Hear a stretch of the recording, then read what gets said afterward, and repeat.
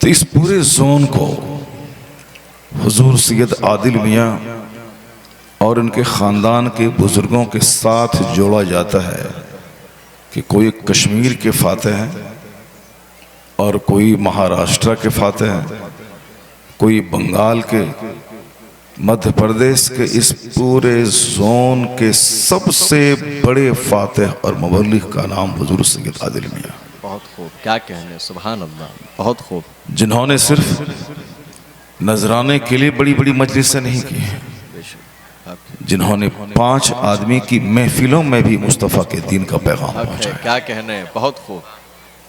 5 लाख का मजमा हो तो भी इस्लाम की बात है, और 5 गरीब उनकी सोहबत में आ जाएं तो भी मजहब इस्लाम और सुन्नियत की बात है उन्होंने की। यही वजह है कि आज उनको इस पूरे इलाके में जो प्यार मिल रहा है, उनकी एक बात पर हज़ारों लाखों लोग लब्बैक कहता हुआ जो हाजिर हो जाते हैं। ये यूं ही नहीं होता है। हम लोग 10 आदमी को पुकारते हैं, 10 भी मुश्किल से आते हैं, लेकिन इन्होंने आवाज़ दी है, हज़ारों का उमड़ता हुआ सैलाब यहाँ आ गया है। ये उनकी मेहनतों और प्यार और उनकी कुर्बानियों का नतीजा है।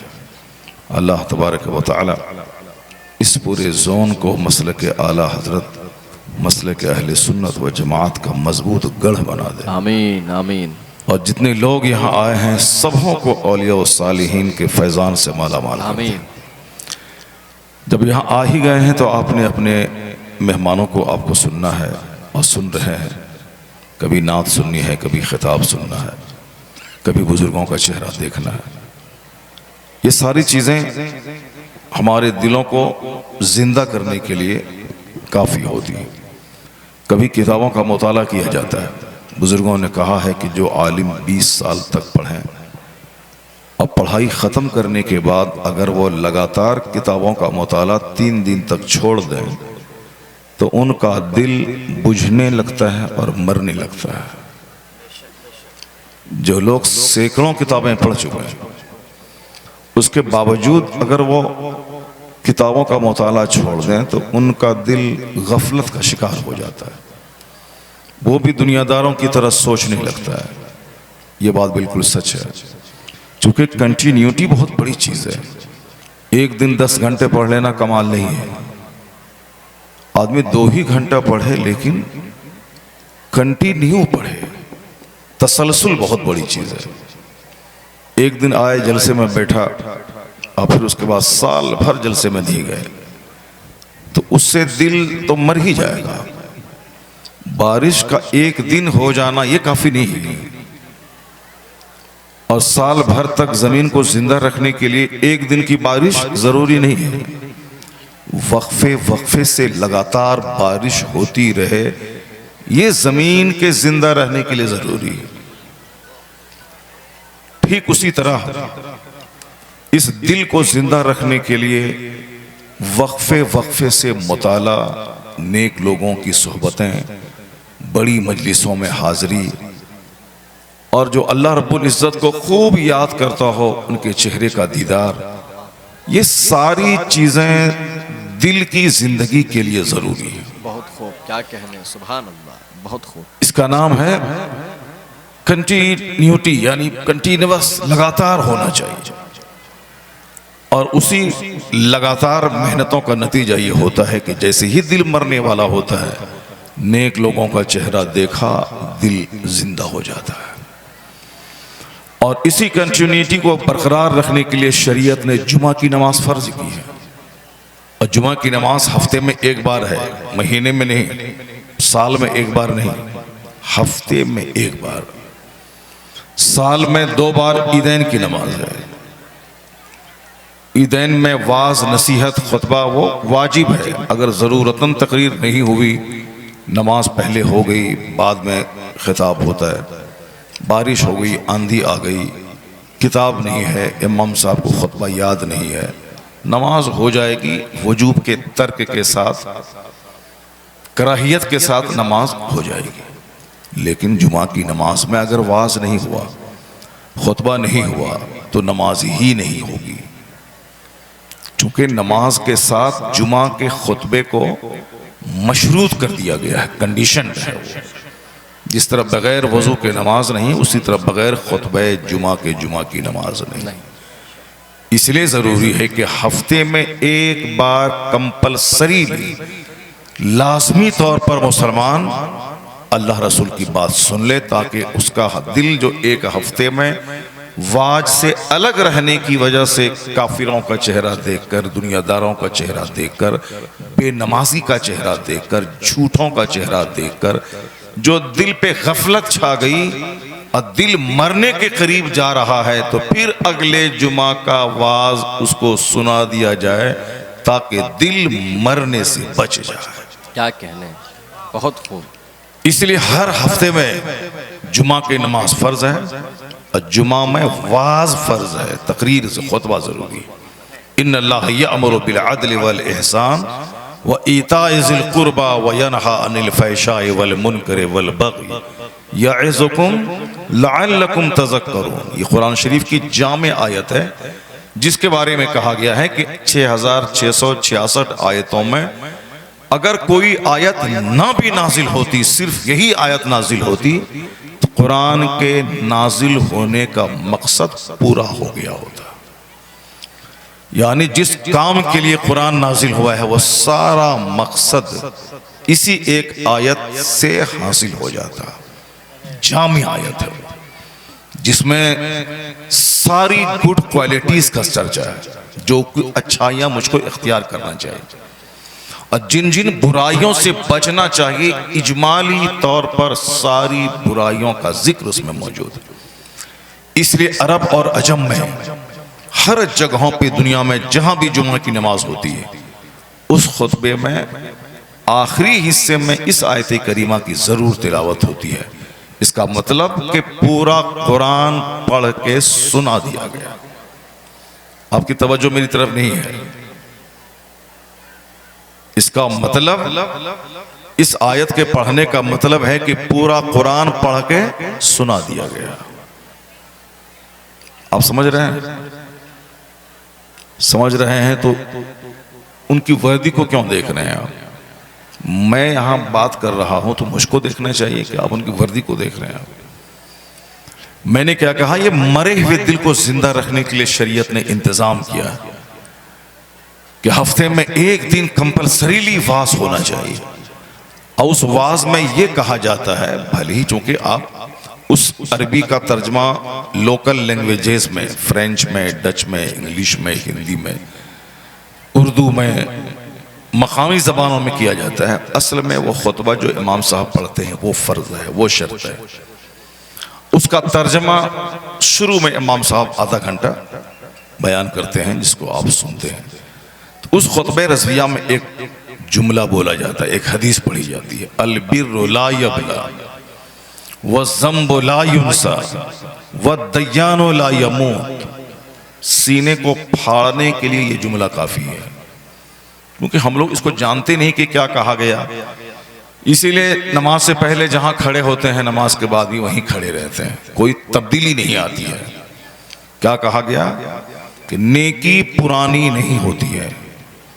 नेकी जब भी आप करें, जहां भी करें, 50 साल 70 साल आपकी उम्र हो जाए, जो नेकी आपने 15 साल की उम्र में की थी, 80 बरस के बाद भी वो नेकी पुरानी नहीं होती है। चाहे किसी को आपने सलाम किया, किसी को 2 पैसे दिए, किसी से मुस्कुरा के आपने मुलाकात की, किसी का कष्ट दूर कर दिया, ये सारी नेकियां हैं। ला तहक़िरन्न मिनल मारूफ़ शैअन, हदीस में आया है कि किसी भी नेकी को हकीर मत समझना। वलौ अन तल्क़ा अख़ाका बिवजहिन तलिक़, तुम अपने भाई से जो मुस्कुरा के मिलते हो, ये भी तुम्हारी तरफ से सदका है। क्या कहने, बहुत। जरा जोर से बोलिए सुभान अल्लाह। वाह। और महफिल से उठ के जाइए मत। क्या कहने, आप पढ़े लिखे लोग हैं, अच्छे लोग हैं, नेक लोग हैं। गंवार लोगों को आदाब जिंदगी मालूम नहीं होते कि हर महफिल का अदब होता है, मस्जिद का अदब होता है। खुतबे जुमा जब हो तो ज़बान से अजान का जवाब देना हराम है। जो अजान सानी है, ये खुतबे जुमा का एहतराम है कि अब खिताब होने वाला। बदन को हरकत देना ये भी हराम है। कब? जब इमाम साहब मेंबर पे बैठ जाएं और अजान सानी मौजिन देने लगे तो उस वक्त हरकत देना बदन का हराम है। कोई अगर बोल रहा है, ये बोलना हराम है। ये कहना कि चुप रहो मत बोलो, ये बोलना भी हराम है, क्योंकि खामोश रहना सब पर फर्ज है। खामोश रहना सब पर फर्ज है।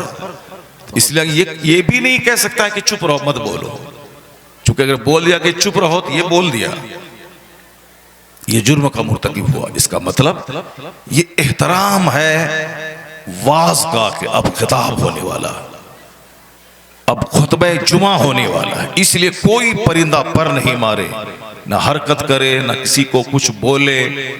और खुतबा में हुजूर का नाम आने के बाद दुरूद पढ़ना ये जरूरी है। लेकिन खुतबा में अगर हुजूर का नाम आ जाए तो दुरूद दिल में पढ़े, जबान से खामोश रहना फर्ज है। ये एहतराम है वाज का। अब चूंकि ये खुतबा जुमा की तरह खुतबा नहीं है, महफिल नहीं है, लेकिन उसी सिलसिले की एक कड़ी है। वहां भी वाज है, यहां भी वाज है, वहां भी तकरीर है, यहां भी तकरीर है, वहां भी समझाना है, यहां भी समझाना है। कबीला चूंकि एक है, जिनसे एक है, इसलिए उस तरह का एहतराम तो यहां जरूरी नहीं है। लेकिन फिर भी मजलिस वास का अदब मलहूज रखना हर हाल में जरूरी है। क्लास में जब उस्ताद बच्चों को पढ़ाते हैं तो एक बच्चा उठा चल दिया तो क्या कहेंगे? उस्ताद ये गंवार है, क्लास के आदाब को नहीं जानता है। और उस्ताद उसको सजा भी देते हैं। ऐसा नहीं कि उठ के चला गया तो चलो हटा छोड़ दो, नहीं नहीं, उस्ताद इसलिए नहीं पैदा हुआ है। उस्ताद पैदा हुआ है उसे समझा के, उसे बुझा के, उसे मार के, उसको सीधा करे, बताए कि मजलिस से जब उठ के, क्लास से उठ के जाना है तो अपनी जगह खड़ा होके छुट्टी लेके पेशाब पखाना के लिए जाना है तो इशारा करके 1 या 2 या बोल के छुट्टी लेके उस्ताद दें छुट्टी, तब महफिल से जाना है, तब क्लास से जाना। ये आदाब है क्लास की। जलसा जुलूस में जितने लोग बैठे हैं ये सारे लोग वक्ती तौर पर एक इल्म सीखने वाले मुतअल्लिम की उसकी हैसियत होती है, और जो उसका मेहमान उसको दीन सिखाता है ये उसका समझ लें कि वक्ती तौर पर वो आलिम उनके उस्ताद होते हैं। और ये दरसगाह या जलसागाह एक क्लास, एक जमात की शक्ल में। तो जब वहां के आदाब हैं, डिसिप्लिन है, तो यहां का भी डिसिप्लिन है। ऐसा नहीं कोई उठा चल दिया। डिसिप्लिन यही है कि आप जब इस महफिल में मौजूद हैं और सख्त हाजत पेश आए तो अपनी जगह खड़े हो जाएं, और जब आपसे इशारा किया जाए तो 1 का या 2 का इशारा करके आप महफिल से, उस्ताद से छुट्टी मिले चले जाएं। ये अदब है। वरना सारे लोग उठेंगे, जाएंगे, बैठेंगे तो फिर वो दीनी गुफ्तगू की अहमियत ही खत्म हो जाएगी। अब जो जलसे का जो इन्फ्लुएंस होना चाहिए, असर होना चाहिए, वो कम है। क्यों है? इसीलिए कम है कि इसके आदाब ही नहीं मालूम है। अब 5, 6, 7 घंटे की महफिल हो रही है, 2-3 घंटे नाते पाक सुना सुना के पब्लिक को थका दिया जा रहा है। उसके बाद साहब कुरान हदीस का पैगाम लेके मौलवी साहब आ रहे हैं। तो इंसान के बशरी तकाजे भी होते हैं। इंसान हमेशा जाग नहीं सकता, हमेशा पेशाब पखाना के बगैर रह नहीं सकता। इसलिए महफिल मुख्तसर हो, अब बिल्कुल सिविलाइज्ड महफिल हो, तो फिर 1 घंटे की गुफ्तगू 1000 घंटे पे भारी हो जाती है। क्या कहने, बहुत खूब। फिर वहां से लोग उसका असर लेके जाते हैं। और सिर्फ गुफ्तगू जरूरी नहीं है, बल्कि गुफ्तगू करने वाले की शख्सियत भी बहुत बड़ी चीज है। ये गुफ्तगू करने वाला बंदा कैसा है, इस पे डिपेंड करता है। अभी हम लोग चूंकि वक्ती लज्जत लेने के लिए, जो वक्ती तौर पर हमें मशहूर कर दे, मदहोश कर दे, हमें मस्त कर दे, उस आदमी का सिलेक्शन करते हैं। तो इसलिए वक्ती तौर पर खूब महफिल में उछाल, फिर उसके बाद भूल गए कि कौन था, क्या बोला, नहीं बोला, खेल खत्म। लेकिन आज से 50 साल पहले मजलिस होती थी तो वाज की महफिल खत्म हो जाती थी, साल भर तक उस महफिल का चर्चा पूरी तैयार में होता था। क्या कहने, बहुत खूब। वाह वाह। साहब नज़ामी साहब आए थे, उन्होंने ये कहा था, क्या कहने, साहब अरशुल कादरी साहब आए थे, उन्होंने ये कहा था। और साहब अबुल वफा फसी गाजीपुरी आए थे, उन्होंने ये कहा था। मुहद्दिस आज़म हिंद आए थे, उन्होंने ये कहा था। और ये कहा था, उस महफिलों में कोई कोई फकीर आके बैठते थे। उन्हीं फकीरों में एक नाम हुजूर मुफ्ती आज़म हिंद रज़ी अल्लाह ताला अन्हु का होता था। क्या कहने, वो महफिल में 2 घंटे बैठते थे तो आदमी 40 बरस तक उस सोहबत को भूल नहीं पाता था। जिंदाबाद, क्या कहने, सुभान अल्लाह। आज भी ऐसे लोग मिलते हैं कि मैंने मुफ्ती आज़म हिंद को महफिल में देखा था, उनके देखने से मेरे दिल में जो हलचल और जो तूफान मचा है कि आज अगर मेरे चेहरे पे दाढ़ी है तो उसी सुन्नते मुस्तफ़ा के पैकर शख्सियत को देखने के बाद मुझको ये शौक पैदा हुआ। बहुत खूब। तो तकरीरें 10 घंटे की वो काम नहीं कर पाती हैं जो एक बाअमल शख्सियत की मुख्तसर सी नशिस्त से वो काम हो जाता है। इसलिए बुजुर्गों की सोहबत में रहना, नेकों की महफिल में रहना ये बहुत जरूरी है। भाई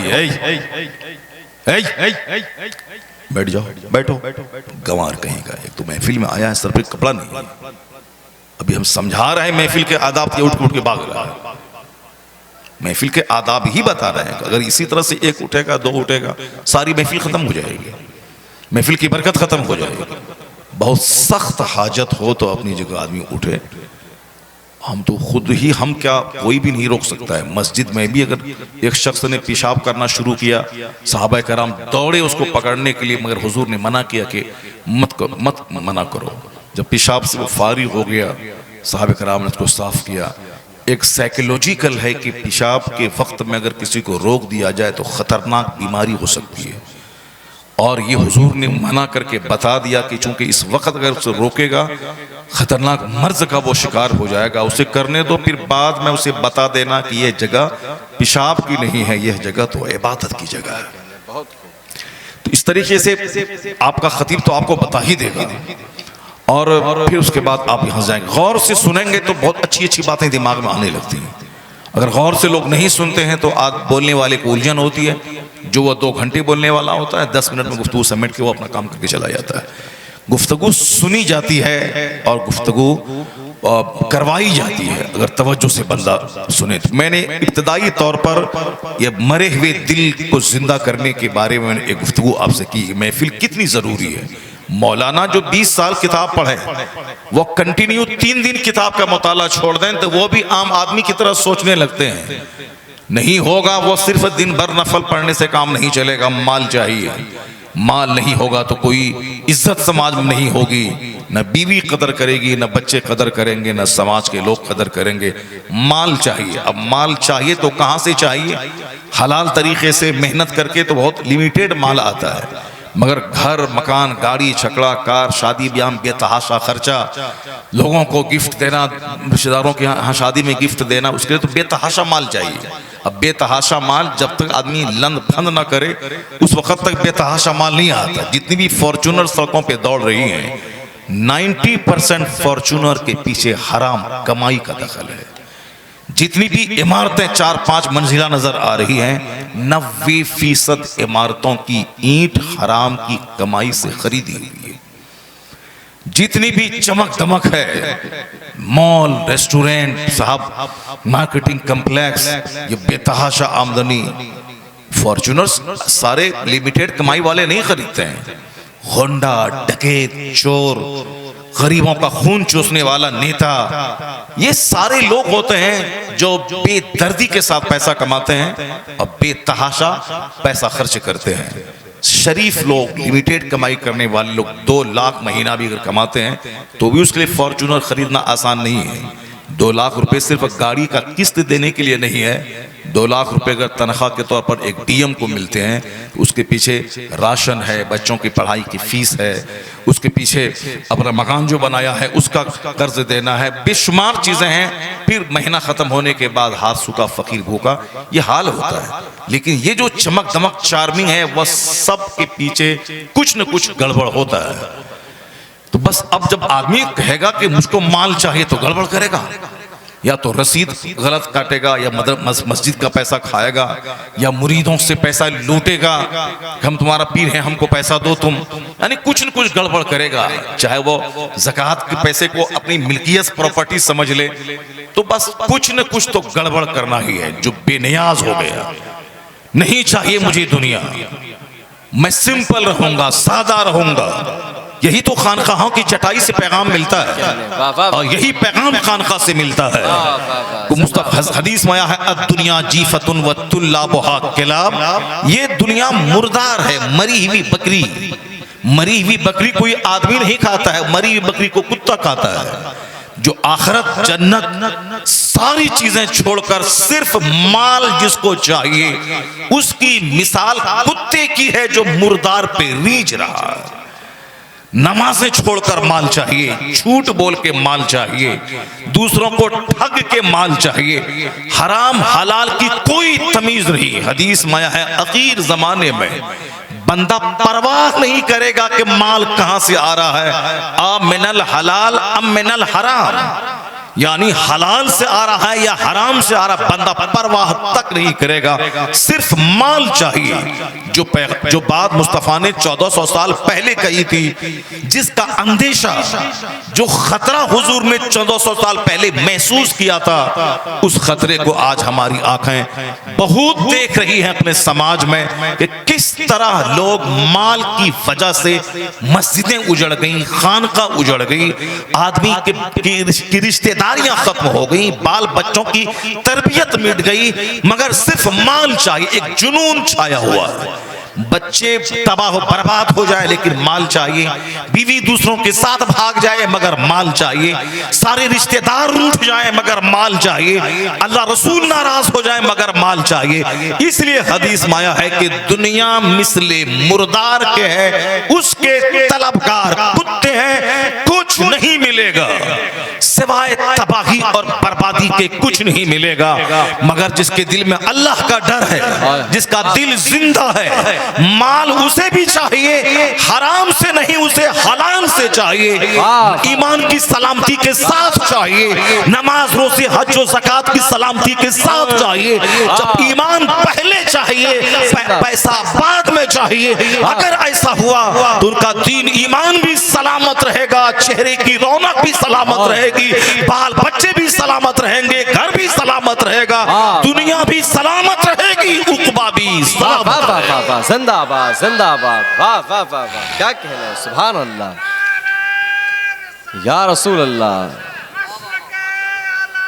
जिंदाबाद जिंदाबाद जिंदाबाद। बहुत खूब। खानकाहों से सबसे बड़ा पैगाम यही नशर होता है, माशाअल्लाह। वहाँ जौ की रोटी खिलाई जाती है, बहुत खूब। वहाँ चाश्त, इशराक, अव्वाबीन की नमाज पढ़ाई जाती है, वहाँ रोजाना रात में 100 रकत नमाज़े नफल पढ़वाई जाती है। खानका का काम यही है।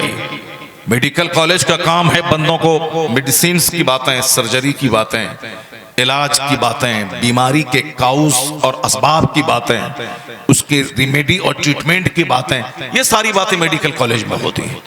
इंजीनियरिंग कॉलेज में ITI की बातें, इंजन की बातें, मशीन की बातें, उसको दुरुस्त करने की बातें, ये सारी चीजें वहां होती हैं। लेकिन खानका एक ऐसी मिशनरी है जहां ना मेडिसिन की बातें होती हैं, जहां ना टेक्नोलॉजी की बातें होती हैं, जहां सबसे बड़ी टेक्नोलॉजी का इस्तेमाल होता है, वहां इंजीनियर बनने के बाद 2 टाका कमाने की डिग्री दी जाती है। अब जाओ इंजीनियर बन के फैक्ट्री में काम करो, साल में 4 लाख 10 लाख रुपए सालाना पैकेज लो और मेहनत करो, 2 पैसे कमाओ, खाओ पियो, चाहे तुम कपड़ा नहीं पहनो, नंगे रहो, जैसे रहो, मगर 2 टका कमाने की सर्टिफिकेट दे दिया गया। मेडिकल कॉलेज में आजकल सबसे ज्यादा लूट और खसोट और दलाली मेडिसिन के क्षेत्र में है। डॉक्टर बैठा हुआ MBBS की डिग्री लेकर, उसके 10 चमचे शहर में घूम रहे हैं, अरे बहुत जबरदस्त इलाज इसका है, बहुत अच्छे डॉक्टर हैं, पकड़ के लाया उसको, अब फीस ली उससे पैथोलॉजी में जांच के नाम पे कमीशन, मेडिसिन लिखना है, 2 से फायदा हो सकता है, 10 तरह की दवाइयां लिख दी, किसी न किसी से गैस की दवाई, ताकत की दवाई, एंटीबायोटिक सब लिख दिया, चाहे कोई भी मरीज आ जाए। अब कंपनी वालों से पैसा लेना, नॉर्मल डिलीवरी हो सकती है मगर डरा धमका के 50,000 लेके उसकी सीजरिंग कर दी गई। जो औरत 10 बच्चे को जन्म दे सकती थी, अब वह 2 ही बच्चे के बाद साहब वो महदूद होकर रह जाएगी। इस तरीके से माल कमाने के लिए मेडिकल क्षेत्र को जैसी की तैसी कर दिया लोगों ने। लोगों की जान से लोग खेलते हैं, लोगों के माल से लोग खेलते हैं, लोगों की जिंदगी से लोग खेलते हैं, सिर्फ इसीलिए कि 2 पैसा कमा के अपना घर बना लें, 2 पैसा कमा के अपनी कार खरीद लें। जैसी की तैसी बेईमानी, लूट खसोट है। खानकाह वो दरसगाह है जहां मेडिकल की पढ़ाई नहीं होती, जहां इंजीनियरिंग की पढ़ाई नहीं होती, जहां पैसा कमाने का ढंग नहीं बताया जाता है, खानकाह की चटाई पे इंसान बनाया जाता है, अखलाक सिखाया जाता है। आदमी डॉक्टर होना और है, अखलाक आदमी होना और है। तो मुमकिन है कि जानवर हो और डॉक्टर हो मगर जानवर हो। जो डॉक्टर की डिग्री MBBS की है मगर हर गरीब की सिजरिंग करके पैसा जमीन बेचवा के लूटता है। लोग कहते हैं डॉक्टर है मगर आदमी नहीं है, आदमियत इसके अंदर नहीं है। यह नेता है मगर आदमियत इसके अंदर नहीं है। ये मिनिस्टर है मगर ह्यूमैनिटी इसके अंदर नहीं है। तो ह्यूमैनिटी, आदमियत, मानवता का पाठ कहां सिखाया जाता है कि ऐसे जीना है, ऐसे खाना है, ऐसे सोना है, ऐसे लोगों से सलूक करना है, अपना भूखा रह के ऐसे दूसरों को देना है, माँ बाप का ख्याल रखना है, सफर के साथी का ख्याल रखना है, ख्याल ही रखना है, देना ही है, लूटना नहीं है। एक आला किस्म की पर्सनैलिटी है। ईता इज़िल कुर्बा, रिश्तेदारों को देना है, उसे लूटना नहीं है, लेना नहीं है। ये हाई क्वालिटी की पर्सनैलिटी अगर कहीं तैयार की जाती है, उसी का नाम खानकाह आलिया कादरिया। क्या कह रहे हैं, वाह वाह वाह वाह, जिंदाबाद। बहुत ये वो फैक्ट्री है जहां इंसान बनाया जाता है, सुभान अल्लाह। ये वो कारखाना है जहां से आदमी पैदा होते हैं। क्या कह रहे हैं, इसलिए मदरसा को भी आदमी बनाने की फैक्ट्री बोला जाता है। बहुत खूब। मदरसे में पहला दिन जब बच्चा जाता है, उसको कहा जाता है कि बेटा ऐसे बैठना है, ऐसे नहीं बैठना, ऐसे खाना है, ऐसे नहीं खाना है, ऐसे कपड़ा पहनना है, ऐसे नहीं पहनना है, ऐसे जीना है, ऐसे नहीं जीना है। और जो मदरसे का आखिरी दिन होता है दर्स बुखारी लेने के बाद, उस दिन भी यही कहा जाता है कि आपको ऐसे समाज में रहना है, ऐसे नहीं रहना है। ये लीगल है, ये इलीगल है, ये राइट है, ये रॉन्ग है, ये सही है, ये गलत है, ये परमिटेड है, ये फॉरबिडन है, ये जायज है, ये नाजायज है, ये मुसीर है, ये मुफीद है, ये हार्मफुल है, ये यूजफुल है। आदमी वही है जो राइट और रॉन्ग में डिस्टिंग्विश करता हो, डिफरेंशिएट करता हो, इम्तियाज करता हो। आपको ऐसे जीना है समाज में, अब आपको हलाल इख्तियार करना है, हराम तर्क कर देना है। तो जिस फैक्ट्री में इंसानियत पे जोर दिया जाता है, किस कदर गलती से लोगों ने उस मदरसे को आतंकवादी का अड्डा कह दिया, कैसे उसको दहशत का अड्डा कह दिया। कभी जाके वहां बैठ के देखे कि यहाँ क्या दरसगाह में कभी ये पढ़ाया जाता है कि जो भी तेरे सामने मिल जाए गला काट दे, दूसरों का घर जला दे। यहाँ तो वो हदीस सुनाई जाती है कि जंग की तमन्ना मत करना, लेकिन अगर हक की खातिर कोई जंग थोप दे और लड़ना ही पड़े तो वहां मुजरिमों के सामने से पीठ फेर कर भाग मत जाना, डट के हक की हिमायत करना। लेकिन डट कर हक की हिमायत करने में भी कुछ उसूल हैं, कुछ गाइडलाइंस हैं, कुछ उसके मार्गदर्शन है, कुछ उसके आचार संहिता है, कुछ उसके ज़ाब्ते अखलाक है कि सामने वाला दुश्मन है तो दुश्मनी में अंधा होकर उसकी बेटी, उसकी बीवी, उसके बीमार, उसके बच्चे, उसके माजूर, उसके बूढ़े सबको मार देना है। नहीं, इस्लाम वो वाहिद मजहब है जो कहता है मैदान जंग का भी ज़ाब्ता अखलाक है। मुस्तफ़ा ने कहा पहले जंग की तमन्ना मत करना, लेकिन अगर कोई जंग थोप दे और जाना पड़े तो फिर पेट फेर कर भागना मत, डट के लड़ना। और डट के लड़ने में भी ज़ाब्ते के साथ लड़ना, कि दुश्मनी में अंधा मत हो जाना कि दुश्मन की औरतों पे हमला करना, दुश्मन के बच्चों को मार देना, दुश्मन के घरों में आग ला के दरख्तों को काट देना। नहीं, अगर लड़ना ही पड़े तो दुश्मन के बच्चों पे हाथ मत उठाना, उनकी औरतों पे हाथ मत उठाना, उनके बूढ़ों पे हाथ मत उठाना, उनके बीमारों पे हाथ मत उठाना। उस समाज के वह लोग जो दुनिया से किनारा कश होकर किसी गुफाओं में महवे इबादत है अपने हिसाब से, उस पर हाथ मत उठाना, उनके बीमारों पे हाथ मत उठाना। यही वजह है कि यूरोप का दानिश्वर जब इस्लाम और इस्लाम के पैगंबर की बायोग्राफी का मुताला करता है, वो कह उठता है इनके अखलाक की बुलंदी का अंदाजा कौन लगा सकता है जिसने मैदाने जंग को भी मुहज्जब और सजीला। वाह वाह वाह, नारे तकबीर, नारे तकबीर, नारे रिसालत, नारे रिसालत, अज़मते मुस्तफ़ा, उर्से खलीकी, मसलके आला हजरत। मैदाने जंग खून बहाने की जगह है, वह ब्लड शेड की जगह है, दुश्मन से बदला लेने, उसकी गर्दनें काटने की जगह है। मगर इस्लाम ने कहा वहां भी खबरदार, जज्बात से मगलूब होकर बीमारों पे हाथ मत उठाना, औरतों पे हाथ मत उठाना। ये इस्राइल के खबीस और मरदूद को कौन समझाए कि औरतों को मारना बुज़दिलों का काम है, बच्चों को मारना बुज़दिलों का काम है, बीमारों पे हाथ उठाना शकीउल कल्ब बदबख्तों का काम है। जो उन्होंने जवानों को न मारकर बूढ़ों, बच्चों, औरतों को मारकर एक्सपोज किया है यहूदी ने कि दुनिया की सबसे जलील तरीन कौम यहूदी है। ये जलील क्या समझे इस्लाम क्या है, ये जलील क्या समझे पैगंबर इस्लाम कौन है। यूरोप का पढ़ा लिखा दानिश्वर कहता है hall of teenage is the morality of the holy prophet of Islam. Islam के पैगंबर के अखलाक की बुलंदी का अंदाजा कौन कर सकता है, किस कदर बुलंद है वो जिसने मैदाने जंग को भी मुहज्जब बना दिया है और कहा है कि बीमारों को प्रोटेक्शन देना है न कि बीमारों को मार देना है, औरतों को सुरक्षा देनी है न कि औरतों को मार देना है। इसलिए जो लोग गलती से इस्लाम को से आतंकवाद को जोड़ते हैं, जिस दिन वो डेप्थ और गहराई में डूबकर इस्लाम और पैगंबर इस्लाम की शख्सियत का मुताला करेंगे, उसका नजरिया बदलेगा, वो मुस्तफा के गुलाम बन के होते। वाह वाह वाह वाह, जिंदाबाद, क्या कहने या रसूल अल्लाह, जिंदाबाद जिंदाबाद। दूर से किसी के बारे में अंदाजा लगाना ये और बात है, मगर करीब से अंदर जाकर सच्चाई की तह का सच्चाई की तह तक पहुंचना ये बहुत मुश्किल काम है। क्या खानका बस बढ़ जाओ, ज्यादा नहीं, खानका मानवता की शिक्षा दी जाती है, मदरसा मानवता की तालीम की सबसे बड़ी दरसगाह है। यहाँ आतंकवाद फैलाया नहीं, आतंकवाद मिटाए जाते हैं।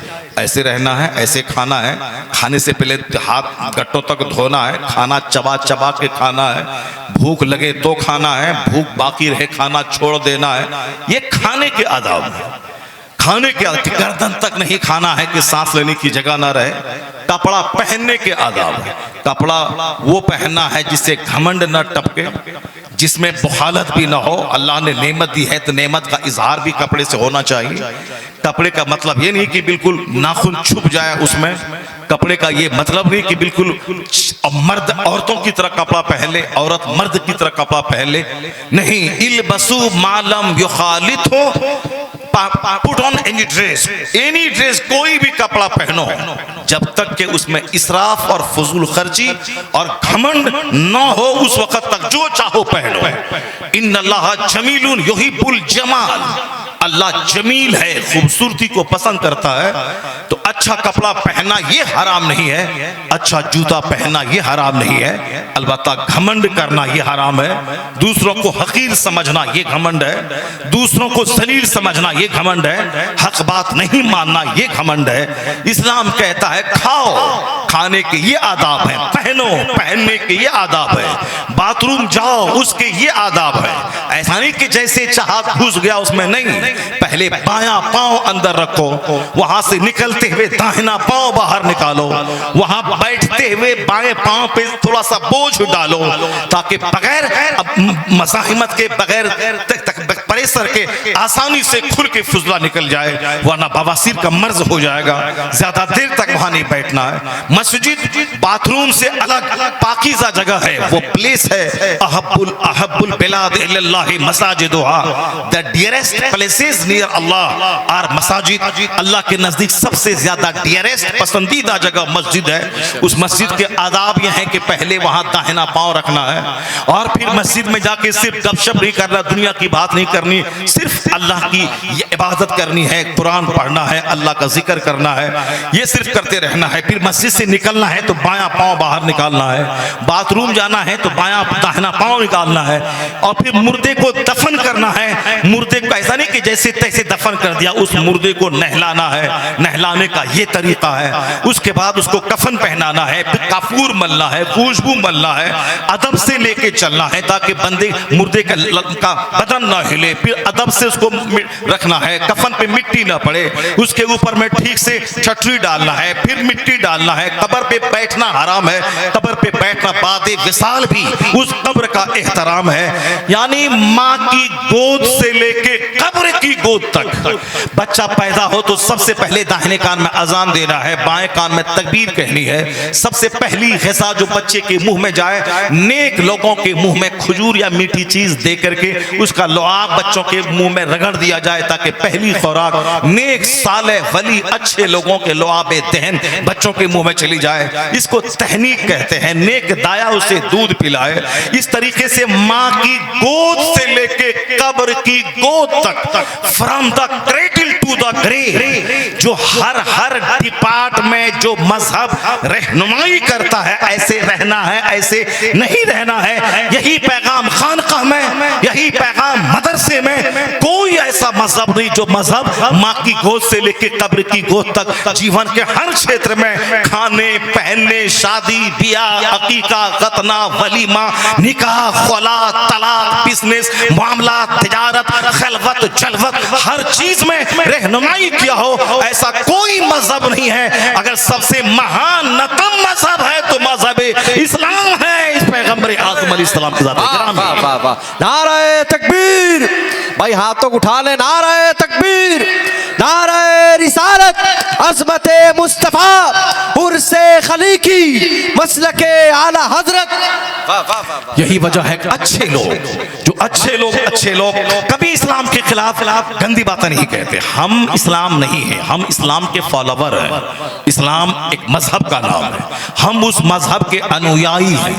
अनुयायी को देखकर किसी मजहब का अंदाजा नहीं लगता, उस मजहब का अंदाजा मजहब की तालीमात और शिक्षाओं से लगता है। ये मजहब कहता क्या है, ये मजहब की आइडियोलॉजी क्या है, मजहब की फिक्र क्या है। तो अच्छे लोग जब भी जबान खोलते हैं इस्लाम के बारे में, इन गुंडों, लुच्चों, लफंगों की तरह गलासत भरे जुमले नहीं बोलते।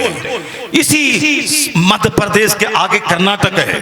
कर्नाटक में एक मैसूर एक जगह है, वहां का एक बहुत बड़ा प्रोफेसर, गैर मुस्लिम, हिंदू, नॉन मुस्लिम, उसने इस्लाम के पैगंबर की पवित्र जीवनी का मुताला किया। उसके बाद रहा नहीं गया, उसने एक किताब लिख दी इस्लाम के पैगंबर की शान में। वो किताब आज भी प्रेस से छपती है। अगर आपको याद हो तो Muhammad the prophet of Islam उस किताब का नाम है। वो किताब अंग्रेजी में है। किसी भी बड़े बुक स्टॉल से आप उसको खरीद सकते हैं, उसको आप पढ़ सकते हैं। ये कौन है? एक हिंदू ब्राह्मण, हिंदू गैर मुस्लिम, उसने किताब लिखी है Muhammad the prophet of Islam. उसमें जो उन्होंने लिखा है, मैंने उसको थ्रूली हर्फ बहर्फ तो नहीं बल्कि कहीं न कहीं से मैं पढ़ा है, पैराग्राफ पढ़ा। उसी में से एक पैराग्राफ मुझको बड़ा अच्छा लगा, मैंने उसको गेट बाई हार्ट कर लिया, मैंने उसको याद कर लिया और उसको काहे बगा है मैं लोगों तक पहुंचाता हूं। इस नफरत के माहौल में जब लोग इस्लाम के खिलाफ सहर उगल रहे हैं, इसी नफरत के माहौल में वो शख्स जो प्रोफेसर है, जो हजारों बच्चों को ज्ञान दान करता है, जो एक अच्छा इंसान है, उसने पैगंबर के बारे में क्या कहा है, मुताला करके, समझ के, उन्होंने जान के, रिफ्लेक्शन से काम लेके एक पैराग्राफ क्या है उसको भी आप सुन ले गौर से। इस नफरत के माहौल में किस कदर मोहब्बत की बातें उस पढ़े लिखे शख्स ने की है। जाहिल गंवार 2 टाका के लिए कुछ भी उससे बुलवा लीजिए, कुछ भी उससे बुलवा लीजिए, 2 टाका की खातिर वो कुछ भी कर सकता है। पर इंसान कभी उसूल का समझौता नहीं करता। उसी इंसानों में एक इंसान था बगदाद में, जिससे डकैत ने कहा था कि अगर तू झूठ बोलता ये सोने तेरे पास ही रह जाते, मगर तुमने क्यों बता दिया कि मेरे पास सोने के सिक्के हैं। उस इंसान ने कहा था ये 2 टके की खातिर मैं जबान को झूठ से आलूदा कर दूं। उनका अंदाज था कि 40 पहाड़ भी कोई गोल्ड का मुझको दे दे, मैं अपनी जबान को झूठ से आलूदा नहीं करूंगा। कि ये है उसूल की जिंदगी, कि सोने चांदी की खातिर झूठ बोल दूं, दुनिया के चंद जलील सिक्कों की खातिर उसूल का खून कर दूं, नहीं होगा। वह लोग जो बकर बकर दिन रात टीवी पर बैठकर बकर बकर करते हैं, बकवास करते हैं, ये 2 टका की खातिर अच्छे लोग, सुथरे लोग, अच्छे मजहब पर उंगली उठाते हैं। वो क्या जाने दीन क्या है और दीन का पैगाम क्या है। वो तो 2 टका कमाए, खाए और मर जाए, उसको क्या मालूम है।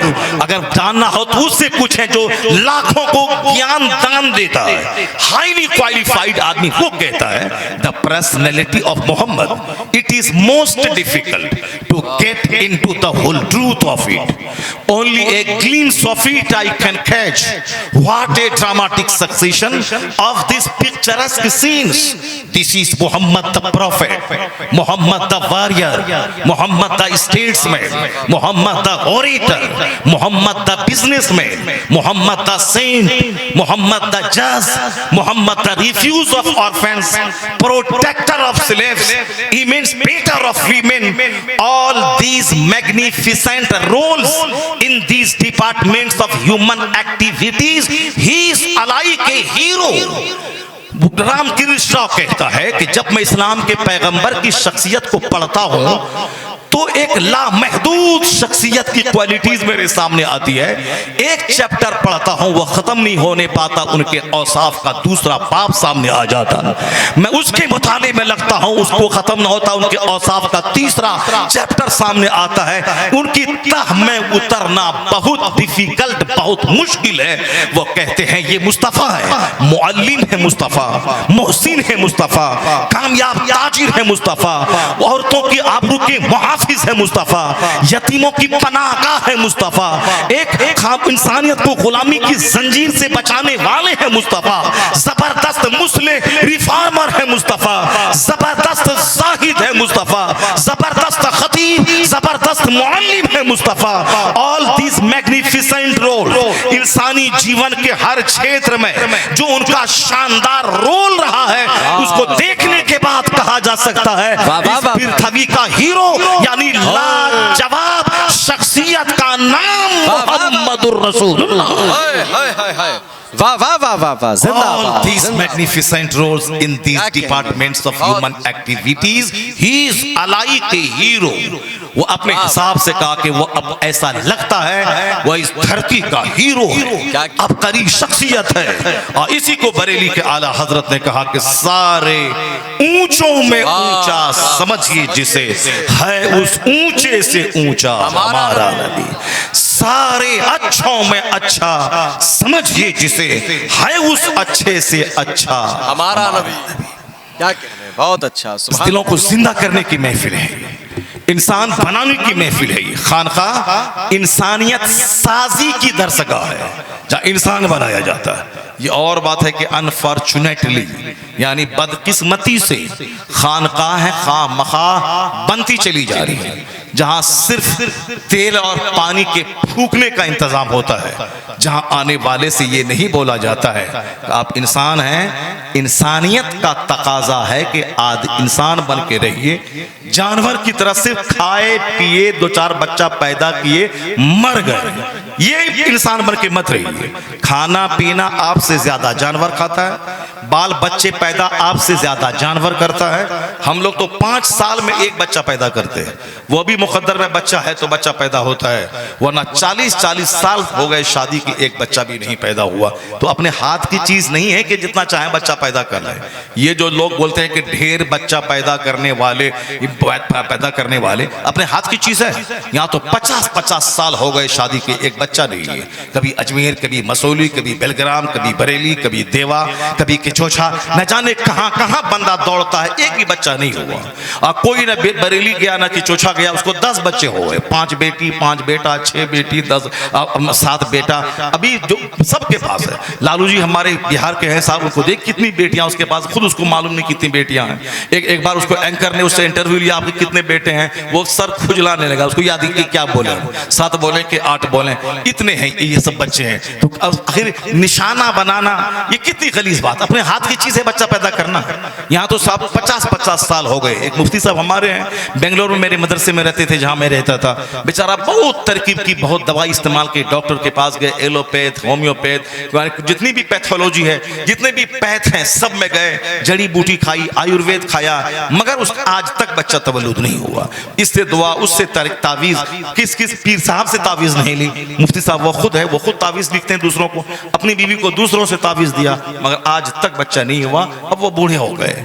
तो अपने हाथ की चीज है, वो हाथ की चीज नहीं है, बल्कि कुदरत का तोहफा है। जिसे अल्लाह चाहता है औलाद देता है, जिसे चाहता है औलाद से महरूम रखता है, जिसे चाहता है बेटा बेटी दोनों देता है, और जिसे चाहता है सिर्फ बेटा ही देता है, जिसे चाहता है सिर्फ बेटी ही देता है, और जिसे चाहता है दोनों देता है, जिसे चाहता है दोनों से महरूम रखता है। वल्लाहु अला कुल्ली शैइन कदीर, अल्लाह हर चीज पर कादिर है। हमारे चाहने से कुछ नहीं होता है, वही होता है जो मंजूर खुदा होता है। वाह वाह वाह, यह है इस्लामिक आइडियोलॉजी। अपने हाथ की चीज नहीं। क्या कहते? अगर आप ये कहते हैं कि मैं बच्चों को पाल रहा हूं, गलत। आप बच्चों को नहीं पालते हैं, बल्कि आप अपने बच्चों की वजह से पाले जाते हैं। क्या कहते? आया है कि तुम ये मत बोल कि मैं बूढ़े माँ बाप को पालता हूं। ये बूढ़े अगर न रहे तो आसमान से पानी न बरसे, या बेज़बान जानवर न रहे तो आसमान से बारिश न हो। इसलिए कोई ये ना बोले कि मैं बच्चों को पालता हूं, माँ बाप को पालता हूं, नहीं, बल्कि ये बोल कि बच्चों की वजह से मुझको रोजी दी जाती है, या बूढ़े माँ बाप की वजह से मैं पाला जाता हूं, या बेज़बान जानवर, सजदे में गिड़गिड़ाने वाले नौजवान और ये बेज़बान बच्चे। हदीस में आया है कि अगर इनका ख्याल न हो तो लोगों ने इतना पाप किया है अल्लाह की दुनिया में, इतना क्राइम लोगों ने किया है अल्लाह की दुनिया को जुल्म से, जुर्म से भर दिया है। अल्लाह तो एक कतरा पानी नहीं गिराता, सारे लोग यूं ही बगैर पानी के मछली की तरह तड़प तड़प के मर जाते। लेकिन ये बेज़बान जानवर या दूध पीते बच्चे, जवान रात में उठकर सजदे की हालत में रोते हैं, ये रोने वाले नौजवान, ये बेहोशो हवास बूढ़े, या बेज़बान जानवर, या दूध पीते बच्चे, इनका अगर ख्याल न हो तो अल्लाह आसमान से एक कतरा पानी नहीं बरसाए। इसलिए इसकी रोशनी में अगर कोई कहता है कि मैं बूढ़ों को पालता हूं, झूठ। अगर कोई कहता मैं बच्चों को पालता हूं, झूठ। नहीं, ये बोल कि इन बच्चों की वजह से माँ बाप पाले जाते हैं, इन बच्चों की वजह से मुझको रोजी दी जाती है। कुरान कहता है ला तक़्तुलू औलादकुम खश्यता इमलाक, गरीबी के डर से बच्चों को कत्ल मत कर, मैं तुझे भी रोजी देता हूँ, तेरे बच्चों को भी रोजी देता हूँ। वाह वाह वाह वाह वाह वाह, जिंदाबाद जिंदाबाद। क्या कहने, ये पैगाम खानकाह का, ये खानकाह की चटाई पे ये पैगाम नश्र होता है कि तुम तहजीब के साथ जिंदा रहना। ये अपने हाथ में क्रेडिट मत लेना कि 10 बच्चे, मैं 10 बच्चा पैदा कर लूंगा। नहीं नहीं, बच्चा तुम्हारे चाहने से नहीं होता है, अल्लाह चाहता है तो औलाद पैदा होती है। तो अल्लाह रब्बुल इज्जत जब औलाद देता है तो औलाद से पहले अल्लाह उसकी रोजी भेज देता है। मगर इन लोगों ने हमारे यकीन को छीन लिया। मीडिया वाला, व्हाट्सएप वाला, ये व्हाट्सएप हमेशा देखने की चीज है, ये हमेशा मुंह में गुटखा खाने की चीज है, ताकि हमारी मुंह में कैंसर हो जाए, ताकि हमारी दोनों जबान बंद हो जाए, मैं दूसरों के सामने गूंगा हो जाऊं। जो जो जो हमारे बदन के लिए जरूरी चीज नहीं है, ये व्हाट्सएप 24 घंटे चलाना जिसकी आंख अंधी हो जाए, आंख की बीनाई खत्म हो जाए, आदमी का दिमाग भ्रष्ट और नष्ट हो जाए। साहब, हमारे बाल बच्चे हमसे बगावत करने लगे हैं। हमारी बीवी को मेरी हाजत न रहे, वो रात भर उधर मुंह घुमा के मोबाइल चलाए, मैं इधर मोबाइल चलाऊं। ये मोबाइल हमेशा चलाने की चीज है, हमेशा बाथरूम में रहूं, आदमी बवासीर का मर्ज हो जाएगा, बाथरूम ही में तड़प तड़प के मर जाएगा। वो तो जरूरी है जाना कि फुजला की चाहत भी गया, निकाला, जल्दी वहां से भागा। वो गंदी जगह है, शैतान की जगह है, वो हमेशा नहीं रहना। मोबाइल जरूरी है, बहुत से बात करना है, बिजनेस करना है, जरूरत की बातें करनी है। ऐसा नहीं कि 24 घंटे उसको किताब की तरह ऐसे लेके फिरना है और उसके आंखें गाड़ के देखना है, आंख अंधी हो जाएगी, दिल अंधा हो जाएगा, औरतें गैर महफूज हो जाएंगी। इस तरीके से आज बाल बच्चे लूट रहे हैं, हमारे बाल बच्चे भाग रहे हैं, मेरी नाक कट रही है, औरतें तबाह हो रही हैं, मर्द तबाह हो रहे हैं, हमारे बच्चे तबाह हो रहे हैं, सेहत तबाह हो रही है। ये मोबाइल का 24 घंटे चलाने की चीज है। जरूरतन कॉल जाए कॉल आए, जरूरतन बिजनेस उससे करे, उसके अलावा उसे फेंक दे उसे। और आज डॉक्टर कहते हैं कि पागलपन की बीमारी बढ़ रही है, इसीलिए सोने वाले कमरे में तमाम इलेक्ट्रॉनिक गुड्स को अलग कर दें और जहां सोए वहां अंधेरा कर दें। अंधेरे में गहरी नींद आती है, तो गहरी नींद आपकी सेहत के लिए जरूरी है। और अपने सामने से मोबाइल लैपटॉप सारी चीजें अलग कर दें, वरना हर 1 घंटे के बाद नजर जाएगी आप पागल हो जाएंगे। तो डॉक्टर आज कह रहे हैं कि हमेशा ये फालतू चीजें हैं, काम उसे लेना चाहिए, ना कि उसी में गुम हो करके अपने आप को तबाह बर्बाद कर लेना चाहिए। यही पैगाम जो आज मेडिकल साइंस कहती है, डॉक्टर कहते हैं, जरूरतन इस्तेमाल हो, शौक से नहीं, हमेशा उसमें लीन ना रहे। यही पैगाम पैगंबर आज़म ने 1400 साल पहले दिया था। मिन हुस्न इस्लामिल मर्ए तर्कहु माला यानी। मुस्तफा कहते हैं एक आदमी के इस्लाम की खूबसूरती यह है कि गैर जरूरी चीजों को छोड़ दे। अननेसेसरी चीज, गैर जरूरी खाना, गैर जरूरी दोस्ती करना, गैर जरूरी घूमना, गैर जरूरी मोबाइल चलाना, गैर जरूरी दोस्ती करना, गैर जरूरी घर से बाहर चक्कर लगाना, यानी गैर जरूरी चीजें छोड़ दे। एक आला शख्सियत की तामीर करनी है, जो अननेसेसरी है उसे त्याग दे। अगर त्याग देगा तो सेहत मिलेगी, अखलाक मिलेगा, शख्सियत अच्छी मिलेगी, बाल बच्चे अच्छे रहेंगे, घर आबाद रहेगा। अगर तुमको घर आबाद करना है तो किसी फिल्म के एक्टर की पैरवी मत कर, घर आबाद करना है मुस्तफा की पैरवी कर। घर आबाद होगा, नस्लें आबाद होगी, शख्सियत आबाद होगी, दुनिया भी आबाद होगी, जिंदा भी आबाद। नारे तकबीर, नारे रिसालत, अज़मते मुस्तफा, फैज़ान सरकारे गौसे आज़म, ख्वाजा का हिंदुस्तान, उर्से खलीकी, मसलके आला हजरत, जिंदाबाद। वाह वाह वाह वाह। दिल मर जाता है आदमी का जब वो नेकों की सोहबतों से दूर रहता है। दिल मर जाता है जब आदमी अच्छी बातें नहीं सुनता है। दिल मर जाता है जब उनकी निगाहों में गंदे लोग बसते हैं, निगाहों में अच्छे लोग बसें, निगाहों में माँ बस जाए, निगाहों में बाप बस जाए, और मरने के बाद ये बोले मेरी माँ ने ये कहा था, मेरे वालिद ने ये कहा था, मेरी माँ ये बोली थी, मेरी माँ कहती थी ऐसा खाओ, मेरे वालिद कहते थे बाहर जाओ, किसी के सामने गलत बात मत बोलो, दूसरों को तकलीफ मत पहुंचाओ, चपड़ चपड़ बातें करके खतरे में मत पड़ जाओ। जो चुप रहता है नजात पा जाता है, जो बातें ज्यादा करता है वो ज्यादा मुसीबतों में फंस जाता है। गैर जरूरी बातें मत करना। ये सारी बातें आज आप बोलें, आप अपने बच्चों को कुछ छोड़ के जाएं, ताकि बच्चे आपका चर्चा करें कि मेरे वालिद ऐसे जीते थे, मेरे वालिद ऐसे रहते थे, मेरी माँ ऐसे रहती थी। तो अब हम ऐसी जिंदगी ना गुजारे कि मेरा बच्चा लोगों से बोले मेरी माँ हम सबों को छोड़ के मोबाइल चलाती थी, मेरी माँ हमको हमारे स्कूल की फिक्र नहीं थी, वह 24 घंटे मोबाइल में लीन रहती थी, मेरे वालिद से 24 घंटे झगड़ा करती थी, मुर्गी की तरह लड़ाई करती थी। ऐसी शख्सियत मत बनाओ, कामयाब शख्सियत, सक्सेसफुल पर्सनालिटी, ताकि बच्चे आपको अपने लिए रोल मॉडल मान ले। मेरी माँ ऐसी थी, मेरे बाप ऐसे थे, मेरे बाप ऐसे कहते थे। तो आपके बाप अच्छे थे तो आज उसका चर्चा हो रहा है, लेकिन आप जिस हाल में भी जी रहे हैं, बच्चों के लिए क्या छोड़ के जा रहे हैं? इसलिए बच्चे आपको क्या बोलेंगे कि मेरा बाप बहुत सिगरेट पीता था, मेरा बाप दिन भर में 100 पुड़िया खाता था। जाहिर सी बात है, मैं 100 पुड़िया खाऊंगा तो मेरा बेटा यही तो बोलेगा, मेरा बाप 100 पुड़िया खाता था, मेरा बाप 100 सिगरेट रोजाना पी जाता था, मेरा बाप घर में रहता था तो मेरी माँ से लड़ता रहता था, और जब घर से बाहर जाता तो दूसरों की मार खा जाता था। ये हमारे वालिद की छवि थी। आप पुड़िया खाएंगे तो पुड़िया के बारे में बोलेगा, लेकिन जब आप फजर की नमाज के बाद 1 घंटा कुरान पढ़ेंगे तो आपके मरने के बाद बच्चा बोलेगा मेरा वालिद उस वक्त तक चाय नहीं पीता था जब तक कि वह सूरह बकरा की तिलावत नहीं कर लेता था। मेरी माँ उस वक्त तक रात में बिस्तर पे नहीं जाती थी जब तक कि मेरी माँ सूरह मुल्क, सूरह दुखान, सूरह यासीन की तिलावत नहीं कर लेती थी।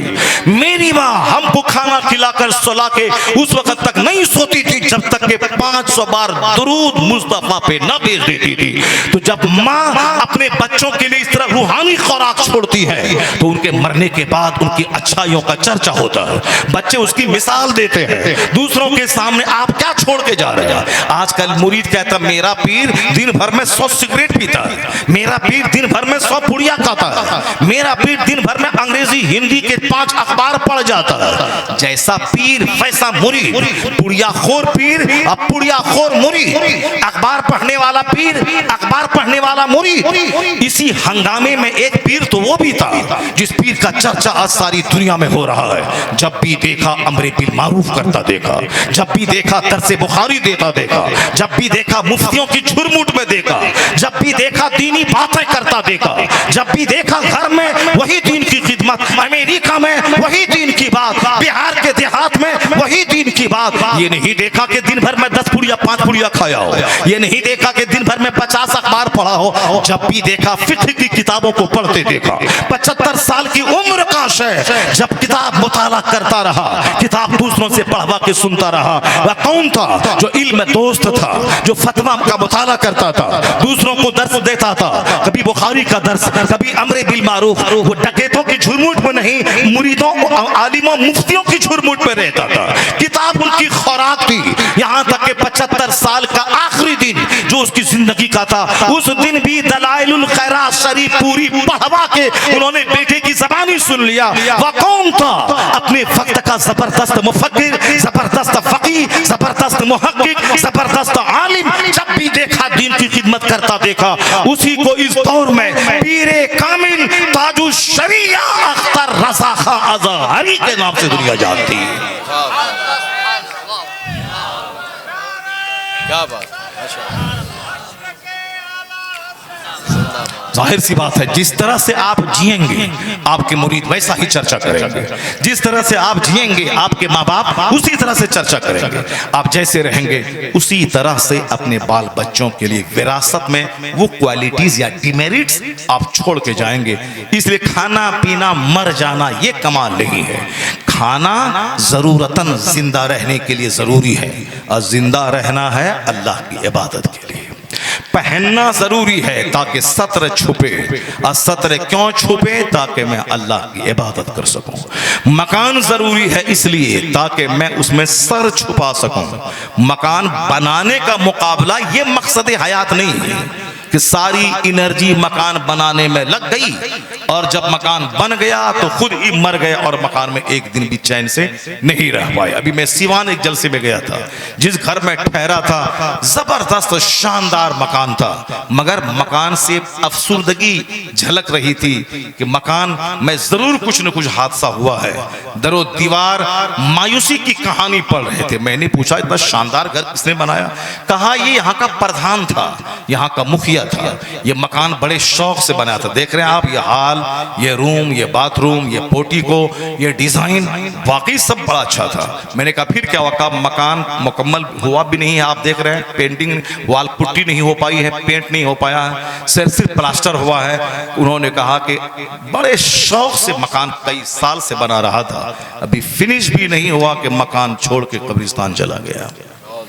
कब्रिस्तान चला गया। अभी मैं कुछ दिन पहले मैं जोधपुर गया था, वहां एक इंजीनियर था, हराम हलाल छोड़कर इतना पैसा कमाया कि सारा पैसा मकान में लगा दिया। शहर के सारे लोग मकान देखने आते थे, जुम्मा की नमाज तक नहीं पढ़ता था बंदा। ईदैन में भी कभी कभार मन में आया तो ईद पढ़ने चला गया। बिल्कुल एक ढांचे का मुसलमान था, मगर पैसा इतना कमाया, इतना बड़ा घर बनाया कि मकान में गृह प्रवेश यानी वो अपने घर में दाखिल भी नहीं हुआ था। घर था छोटा दूसरा, लेकिन जो नया घर बना था वो गृह प्रवेश भी नहीं किया था, उसमें दाखिल भी नहीं हुआ था कि अचानक खतरनाक मर्ज की चपेट में आया, मर गया, चला गया। अब वो मकान सूना पड़ा है, सारा शहर बिल्कुल जैसे सकते में पड़ गया हो। ये बंदा कितना कमाया टेबल के नीचे से, ऊपर से प्योर कमाई तो कम होती है ना, यानी इलीगल कमाई इतनी कमाया कि करोड़ों का घर बनाया, लेकिन घर में एक दिन भी रह नहीं सका। ए मोमिन, यही तो खानका की तालीम है, यही तो मदरसे की तालीम है कि तू दुनिया में पैदा हुआ है अल्लाह की इबादत के लिए, मगर घर चाहिए, चाहे किराए का घर हो चाहे अपना घर हो, घर इसीलिए चाहिए ताकि सर्दी गर्मी बरसात से मैं उसमें पनाह ले सकूं। कपड़ा चाहिए ताकि मेरे पर्दे की चीज छुप सके। कपड़े का मुकाबला मकसद हयात नहीं है, मकान की तामीर मकसद हयात नहीं है, और फिर खाने का मुकाबला मकसद हयात नहीं है। इतना खाना कि जिससे मैं जिंदा रह सकूं, मेरी पीठ सीधी रह सके, यही मकसद हयात है। ना कि कभी चाउमीन, कभी बर्गर, कभी कीमा, कभी सब कबाब, कभी शामी, कभी टिकिया, आज बिरयानी, कल खीर, कभी पूरी, परसों ये, यानी एक मेमू पूरा बना दिया है साहब। पूरे हफ्ते दिन का, शनिचर को ये, इतवार को ये, संडे को ये, मंडे को ये, ट्यूसडे को ये, वेडनेसडे को ये, थर्सडे को ये, फ्राइडे को ये, हफ्ते में ये, वीकली ये, मंथली ये, ईयरली ये, यानी सिर्फ खाना खाना खाना खाना, मर जाना। ये खाना, इतना खाना कि पीठ सीधी रह सके। मकान इसलिए ताकि मैं सर छुपा सकूं, कपड़ा इसीलिए ताकि मैं पर्दे की चीज ढांप सकूं। और ढांपू क्यों? जिंदा रहूं। और जिंदा रहूं क्यों? खुदा की इबादत कर सकूं। वमा खलक़तुल जिन्न वल इंस इल्ला लियअबुदून। इंसान और जिन्नात को अल्लाह ने इबादत के लिए पैदा किया है। लोग जमीन के मुकाबले में लग गए, कपड़े के मुकाबले में लग गए, खाने के मुकाबले में लग गए, सेहत गई, पेट गया, कैंसर से पीड़ित हुए, पेटोंद निकल गया, डाइजेस्टिव सिस्टम डैमेज हो गया, गैस्ट्रिक की बीमारी हो गई। जबकि हमने कहा ज्यादा खाना, अपने घर में 250 ग्राम गोश्त में 10 आदमी खा लिया, अत्ती जाके खाने में गए तो आधा केजी गोश्त अकेले पेट में डाल लिया।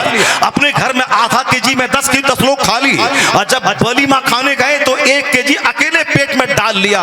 ये अकेले जो 1 केजी पेट में डाल लिया है, और 10 दिन जो बाथरूम जाता रहा आता रहा, उसकी दवाई कौन देगा? इसीलिए हवस पे कंट्रोल रहे कि मैं खाने के लिए नहीं पैदा हुआ हूं, मैं मकान बनाने के लिए नहीं पैदा हुआ हूं, मैं कपड़े का मुकाबला करने नहीं पैदा हुआ हूं, बल्कि कपड़ा चाहिए, मकान चाहिए, रोटी चाहिए जिंदा रहने के लिए, और जिंदा रहूं मैं खुदा की इबादत के लिए। अगर ये फॉर्मूला दिमाग में बस जाए तो फिर वो कहेगा काफिर वो है जो आफाक में गुम है, मोमिन वो है गुम जिसमें है आफाक। काफिर खाने पीने के लिए जिंदा रहता है, मोमिन खुदा की इबादत के लिए जिंदा रहता है। तो वो सिर्फ खाने के लिए जिंदा नहीं रहता, खाता है पीठ सीधी रहे, अब पीठ सीधी रहे कि खुदा को सजदा कर सके। यही मकसद हयात है। इससे हट के कोई कपड़े का, मकान का, गाड़ी का जो आज मुकाबला शुरू हुआ है, करेटा है तो साहब उसके बाद अल्कजार है, इनोवा क्रिस्टा है, फॉर्चूनर है, ऊडी है, मर्सिडीज बेंज की है, फरारी है, 100 करोड़ की कारें हैं। मर जाएगा, बंदे की ख्वाहिश कभी पूरी नहीं होगी। इसलिए क्यों अपने आप को तबाह करता है, क्यों चेहरा अपना काला करता है? सारी दुनिया से तवज्जो हटाकर इस रुए जमीन का जो सबसे बड़ा मॉडल मुस्तफा की ज़ाते गिरामी है, जिसके घर में 2-2 महीने तक चूल्हे में आग नहीं सुलगती थी, जो चटाई पे सोते थे तो चटाई के निशान बिस्तर पे उभर आते थे। सहाबा जब रोने लगे तो हुजूर ने फरमाया, उमर क्यों रोता है? कहा सरकार आपकी सादगी ने मुझको रुलाया है। ये ईरान और रूम के बादशाह रेशम पहने, ऊंची इमारत में रहे, और अल्लाह का महबूब चटाई पे ऐसे सोए कि जिस्म पे चटाई के निशानात उभर आए, बिस्तर तक नहीं है। सरकार उठकर बैठ गए, कहते हैं उमर रो मत, मैंने दुनियादारों के लिए छोड़ दिया है, अपने लिए आखिरत को पसंद कर लिया है। यही फॉर्मूला मुस्तफा जाने रहमत अगर सारे मोमिन अपना लें कि मैंने दुनियादारों के लिए छोड़ दिया है, अपने लिए आखिरत को पसंद कर लिया है, कभी चेहरा मैला नहीं होगा, हमेशा चेहरा खिला रहेगा, किराए के घर में भी रहेगा, बादशाहों जैसा सुकून अल्लाह अता फरमा देगा। ये बातें खानका की थी, अब बातें दरसगाह की मैं कर रहा हूँ।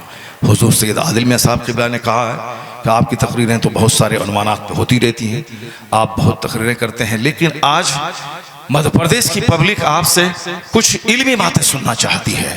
आज इस साइंस के धमाके के वक्त में लोग कुरान कहाँ कोई पढ़ने वाला है, और इस्लाम की सच्चाई पे उंगली उठाने वाले लोग आज बहुत हो गए। जरा लोगों को बता दें कि इस्लाम की सच्चाई का नाम है, लोगों को बता दें कि साइंटिफिक धमाल के जमाने में कुरान करीम का महत्व क्या है। मैं तो मेरा टॉपिक ही तो 2.5-3 घंटे का ये होता है, मगर चूंकि मैं एक बहुत बड़ी तमहीद रूहानियत और खानकाही निज़ाम के ताल्लुक से हमारी एक बड़ी तमहीद हो गई इब्तदाई तौर पर। अब तकरीर की तौर पर टाइम कम रह गया है, लेकिन मैं कोशिश करूंगा इसी कम टाइम में कुछ मालूमाती खुराक आप तक पहुंच जाए।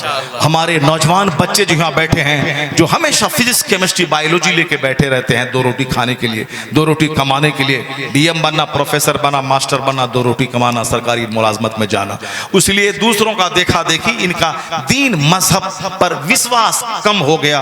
मैं उन्हीं बच्चों को बताना चाहता हूँ कि आज से 500 साल पहले साइंस का नामो निशान दुनिया में नहीं था। तुम्हें मालूम है कि आइंस्टाइन कब पैदा हुआ? तुम्हें मालूम है कि न्यूटन कब पैदा हुआ, जो फादर ऑफ साइंस है?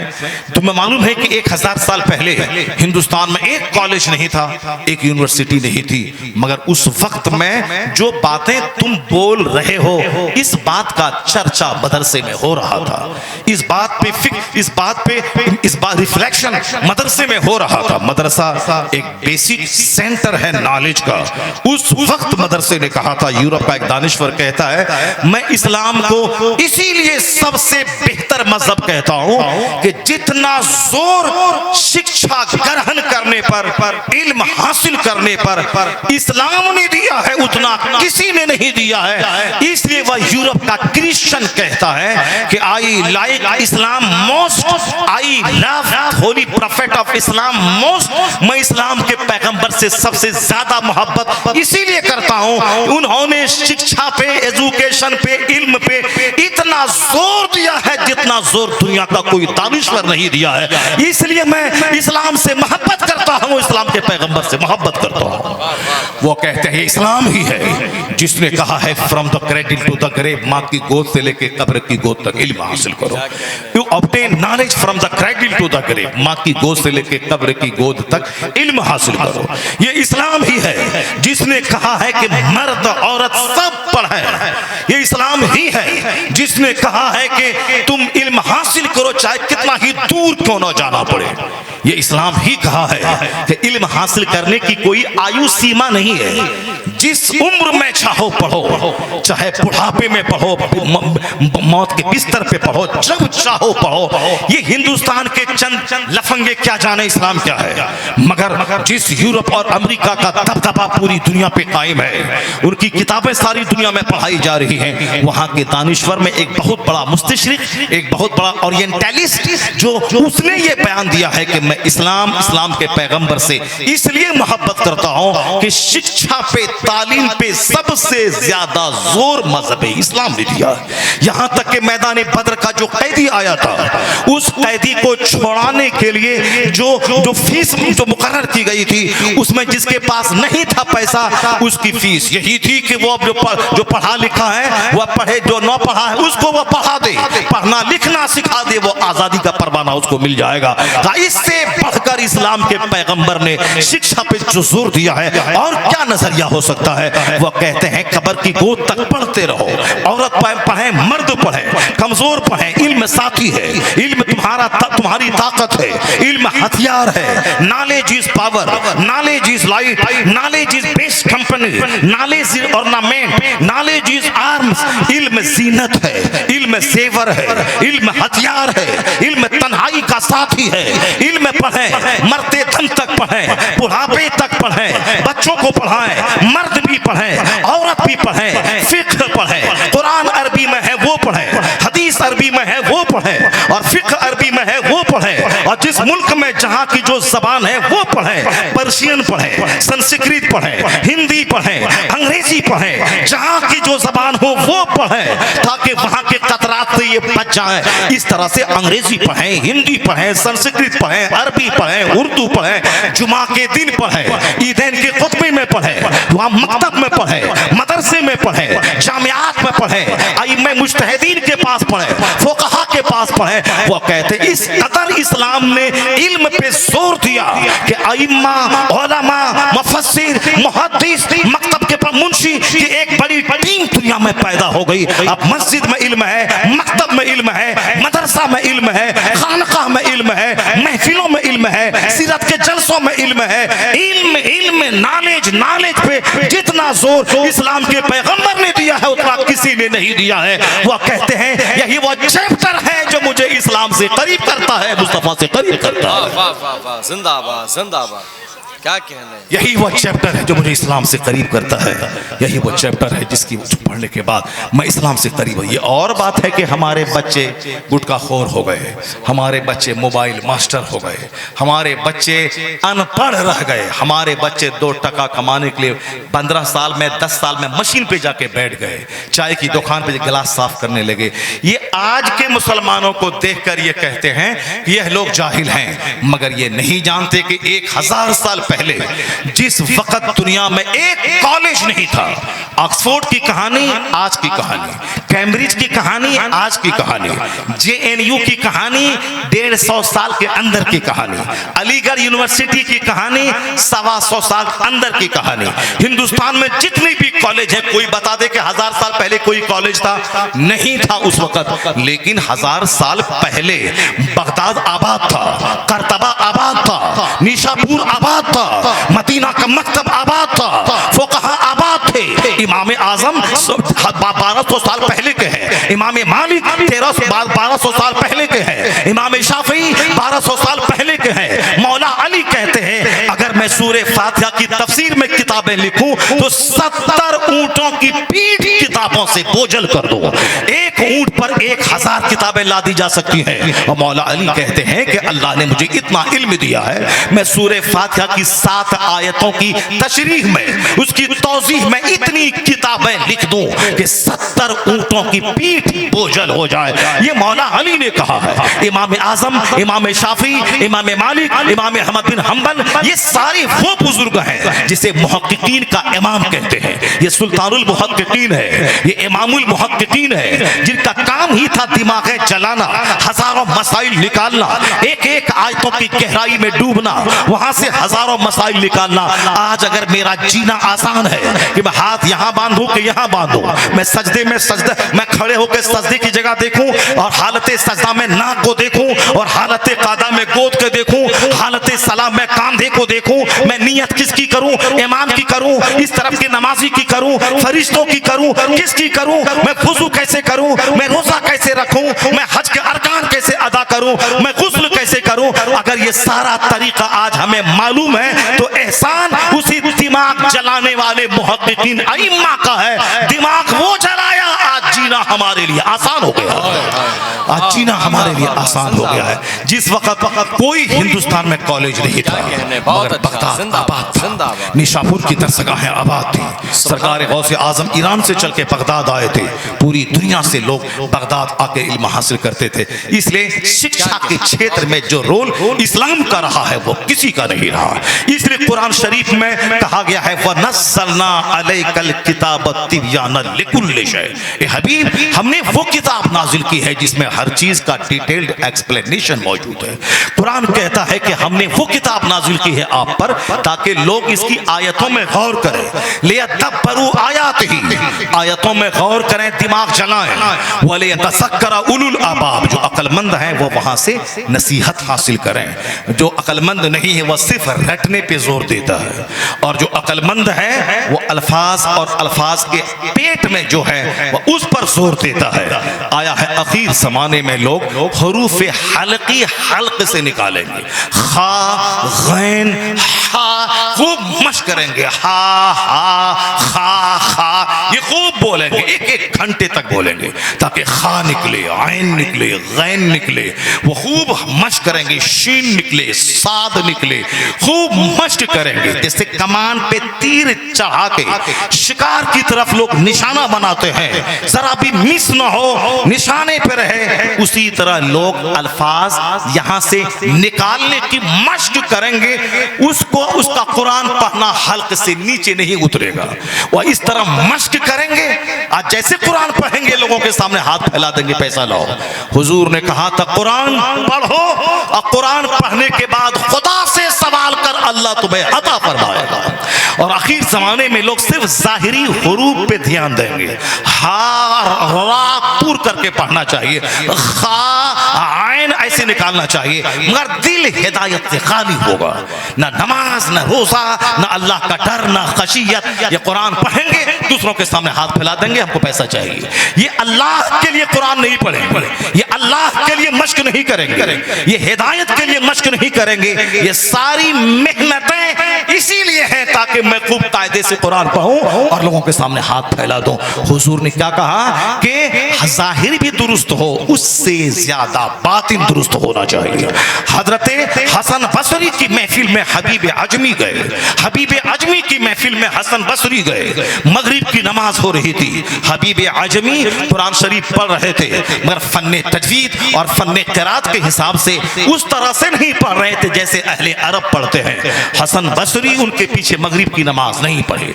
जब वह लौट के अपनी खानकाह आए, चूंकि उनको हर वक्त उनको मरने तक अल्लाह के वलियों को एक नशा रहता था कि अल्लाह की मार्फत हम पालें, अल्लाह की मार्फत पालें।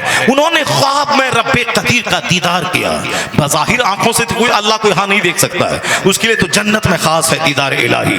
लेकिन अल्लाह वाले नेक परहेजगार लोग वो ख्वाब में अल्लाह का दीदार करते हैं। जब अल्लाह का दीदार हुआ, का इलाही तेरी मार्फत कैसे मिलेगी? कहा तुझको मार्फत तो मिल रही थी, तुमने लिया नहीं। कहा कैसे? कहा अगर मगरिब की नमाज तो हबीब अजमी के पीछे पढ़ लिया होता, तुझे मेरी मार्फत का नूर मिल गया होता। कहा इलाही वो तो कुरान सही नहीं पढ़ रहे थे, मैं कैसे पढ़ूं? कहा हसन तुमने उसकी जबान देखी, मैं उसका दिल देख रहा हूं।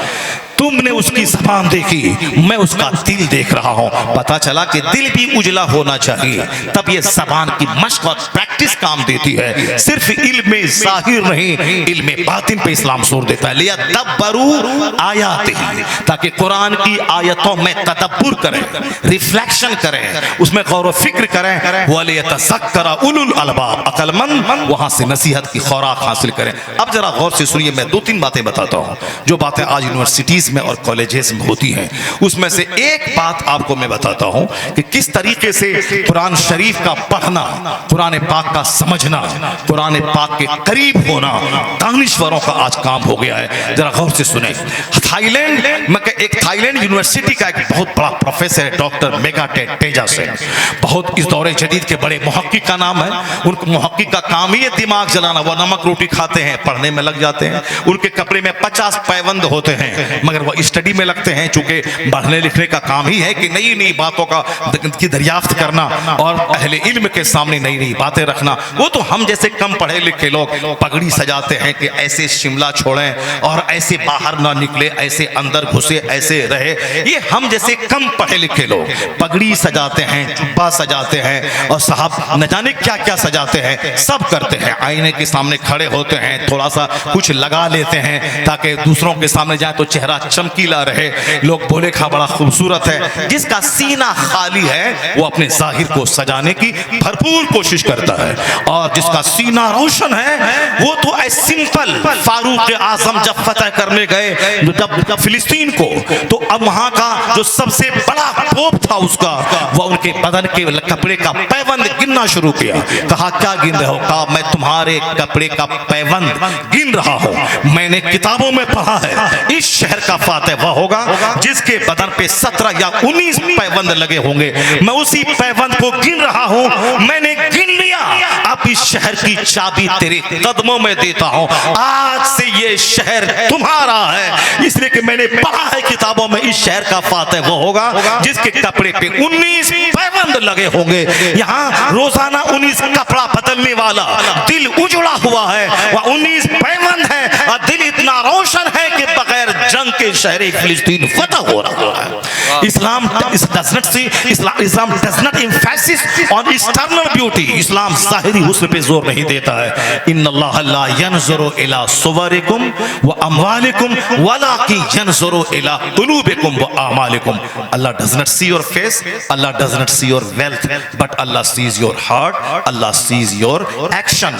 अल्लाह आपके काम को देखता है, अल्लाह आपके दिल को देखता है, अल्लाह आपके हुस्न को नहीं देखता है। अल्लाह को दिल का हुस्न चाहिए। इसलिए बुजुर्गान दीन वो फटे कपड़े हैं, मुताला में मस्त हैं, खजूर खा रहे हैं, मुताले में मस्त। इमाम नबवी इस कदर रात भर पढ़ते रहे और खजूर खाते रहे, यहाँ तक कि उसी में उनका इंतकाल हो गया, मगर उन्होंने मुताला नहीं छोड़ा। ये वह लोग थे, रहते थे किराए के घर में, मगर पढ़ते थे। मेगाटेक तेजासन दुनियावी पढ़े लिखे लोग भी, वो भी खूब मुताला करते। जरा देखिए कुरान पाक आज इस साइंटिफिक वर्ल्ड में किस तरह दानिश्वरों की तवज्जुहात का मरकज बन रहा है।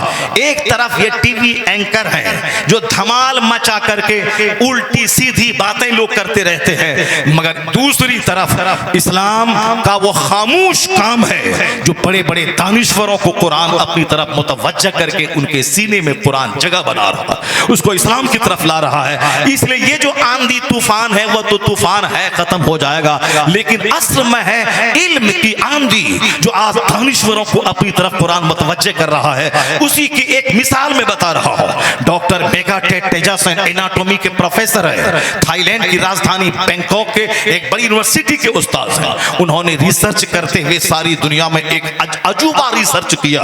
उन्होंने रिसर्च ये किया, चूंकि उनका काम है ब्रेन पे, आई पे, आईब्रो पे, फेस पे, हार्ट पे, लंग्स पे, सब किडनी पे, मसल्स पे, नेल, सब पर रिसर्च करना। अगर इस पर सब किसी ने काम किया है तो मैं उस पर नहीं करूंगा, मैं दूसरे फील्ड में काम करूंगा। मेगाटेक तेजासन जी ने कहा कि आज तक दुनिया में इस पे तहकीक नहीं हुई है कि फीलिंग ऑफ पेन, दर्द का एहसास चमड़े में होता है या दर्द का एहसास हड्डी में होता है या दर्द का एहसास गोश्त में होता है।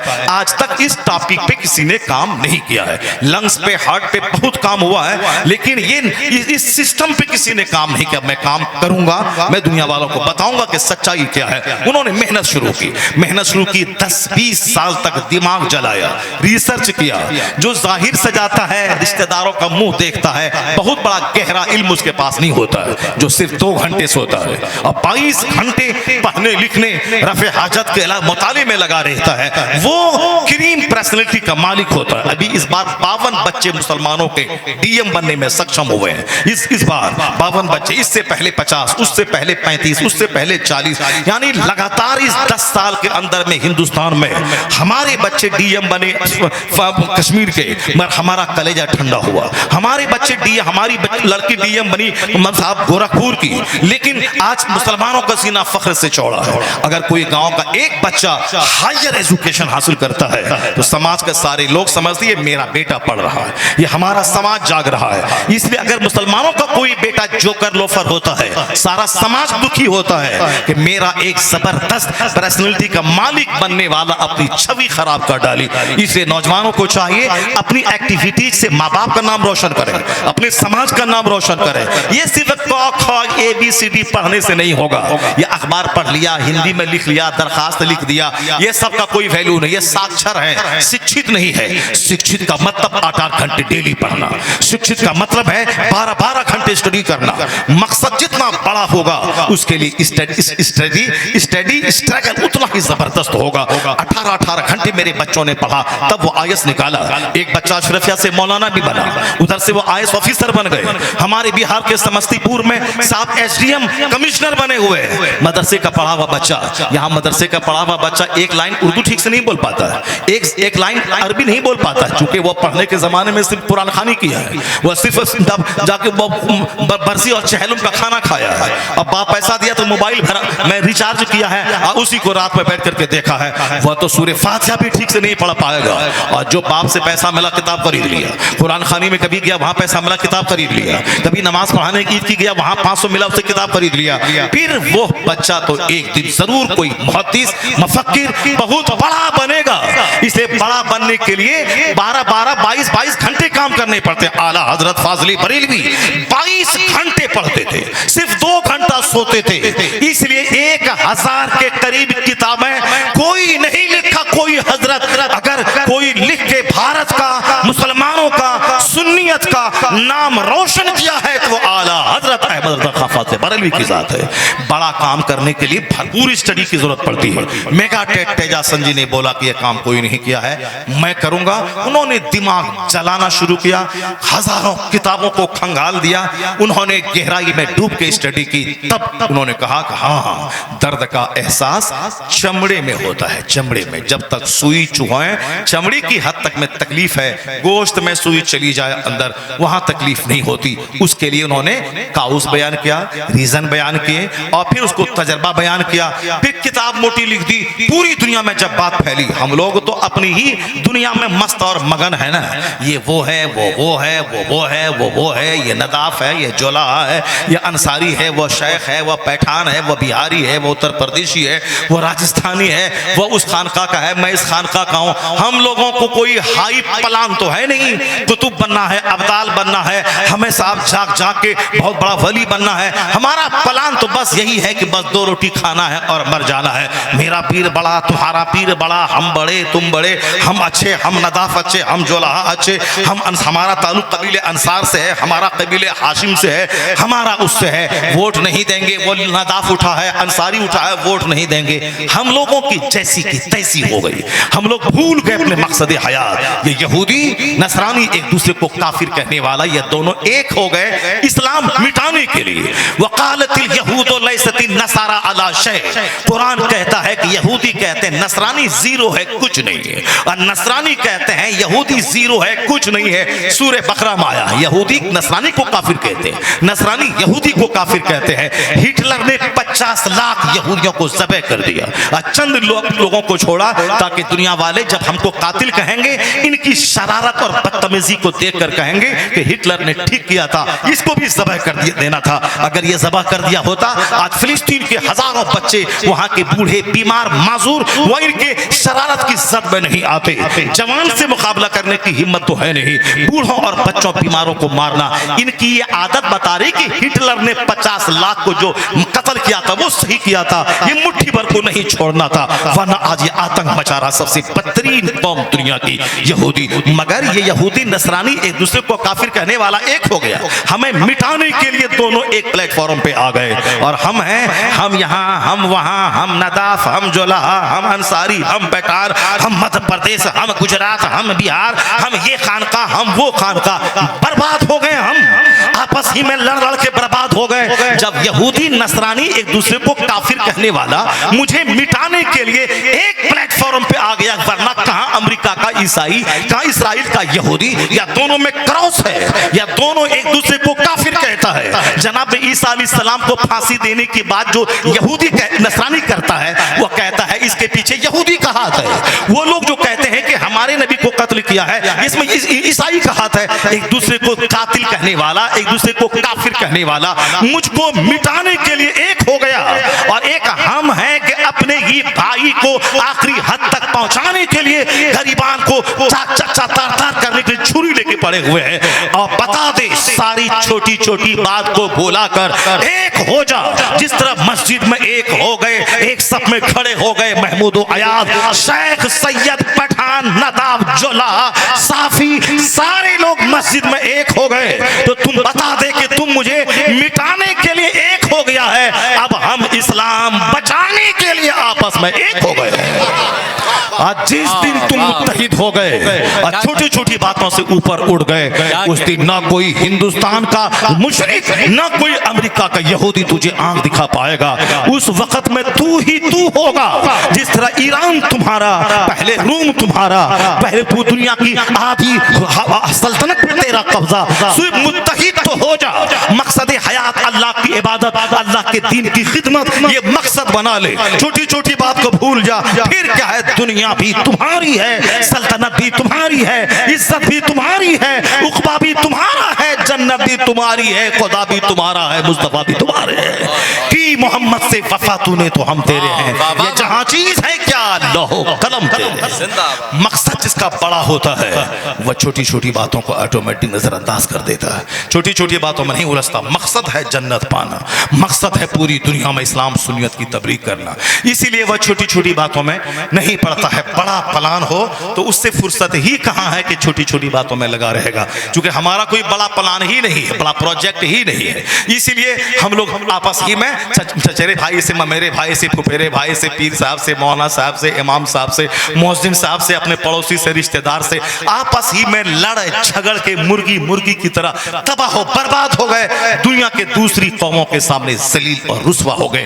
प्लान जब बड़ा रहता है तो आदमी छोटी छोटी बातों में नहीं पड़ता। मेगाटेक तेजासन जी ने दिमाग लड़ाया, इस प्लान पे काम किया, सारी दुनिया में नाम ऊंचा हो गया कि जो काम आज तक साइंटिफिक क्षेत्र में कोई नहीं किया वो काम मेगाटेक तेजासन जी ने करके दिखला दिया कि फीलिंग ऑफ पेन, दर्द का एहसास चमड़े में होता है।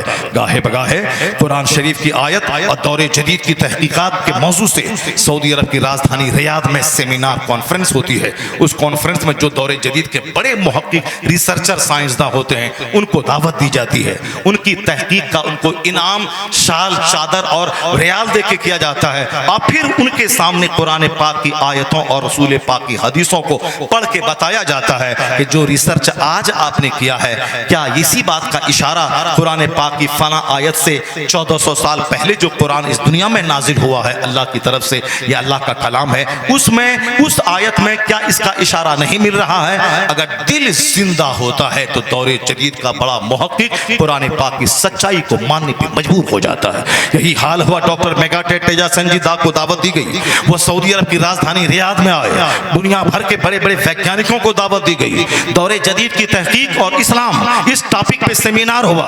मेगाटेक तेजासन जी ने अपनी तहकीक बयान की कि मैंने बयान किया है वो काम जो आज तक दुनिया में कोई नहीं किया कि दर्द का एहसास चमड़े में होता है, फीलिंग ऑफ पेन। मेरे से पहले किसी को इस बात की खबर नहीं थी, इसलिए मैंने एक अजूबा कारनामा अंजाम दिया। मैं दाद का मुस्तहिक हूँ, मैं अपनी मेहनतों के सिले का मुस्तहिक हूँ, क्योंकि I am first man of the world, मैं दुनिया का पहला आदमी हूँ जो इस फील्ड में मैंने अजूबा कारनामा अंजाम दिया है।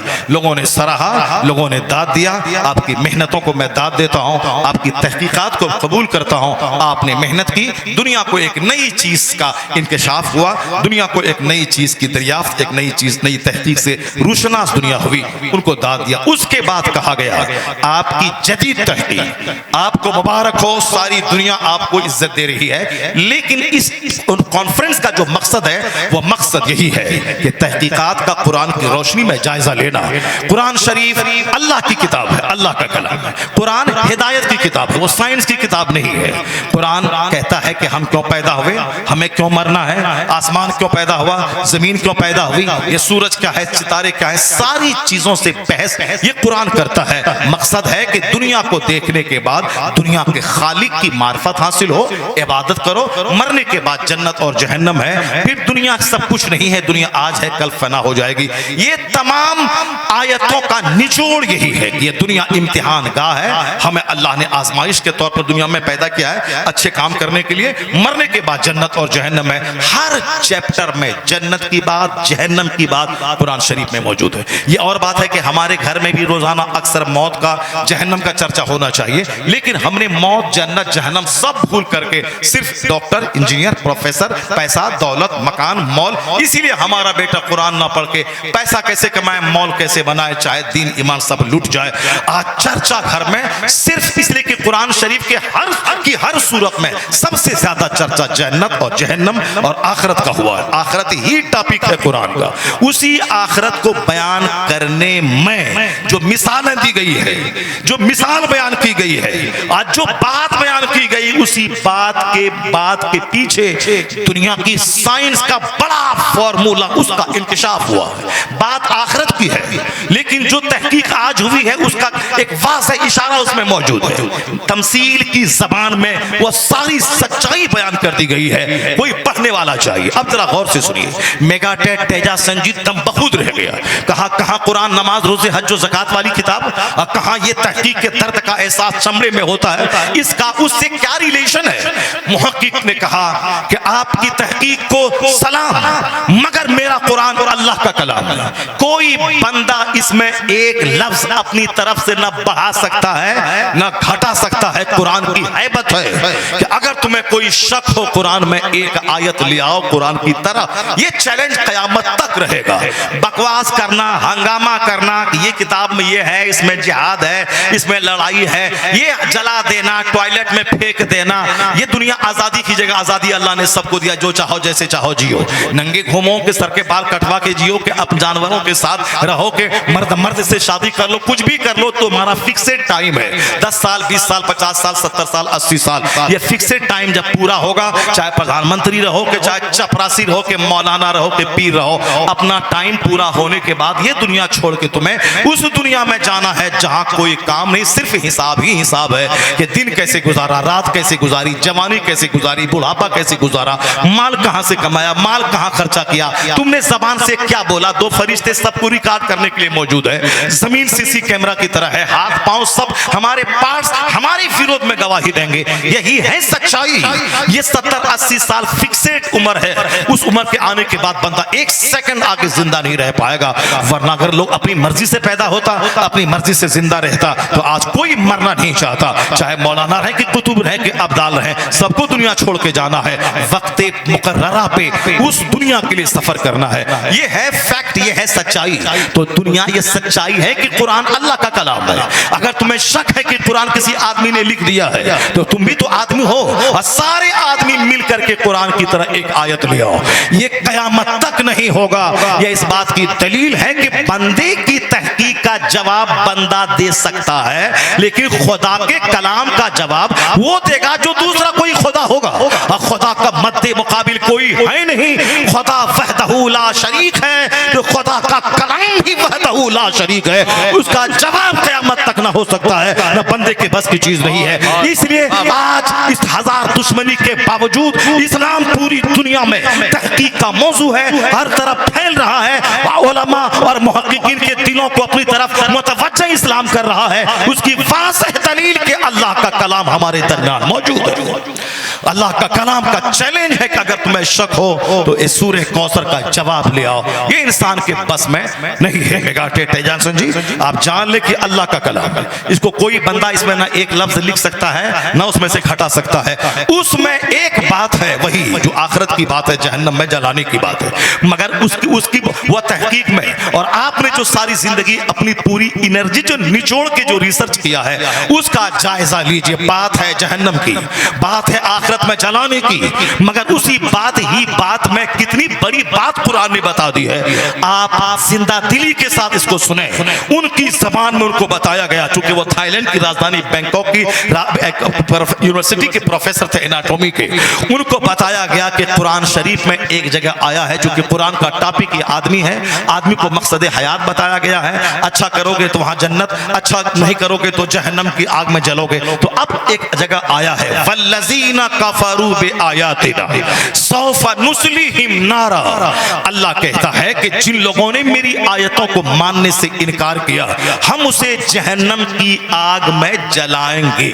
जिसने कुरान को मानने से इनकार किया, सच्चाई को नहीं माना, जो जमीन आसमान बनाने वाला खुदा, उसको तो पूरा हक हासिल है कि मैंने तुझको पैदा किया, मैंने तुझको खिलाया पिलाया, मैंने आग दी, हवा दी, मिट्टी दी, सारी चीजें मेरी हैं, और तुम अकड़ के शैतान की पैरवी तुमने किया, तुमको तो जलाएंगे आग में, क्योंकि तुम सारी नेमत तुमने अल्लाह की खाया है और काम सारा तुमने शैतान की मर्जी के मुताबिक किया है, तो तुम तो आग के मुस्तहिक हो। अब जरा गौर से सुनिए, अल्लाह कहता है जिन लोगों ने मेरी आयतों को मानने से इनकार किया, उसे हम आग में जलाएंगे। सौफा नुस्लिहिम नारा, उन करीब हम उसे आग में जलाएंगे।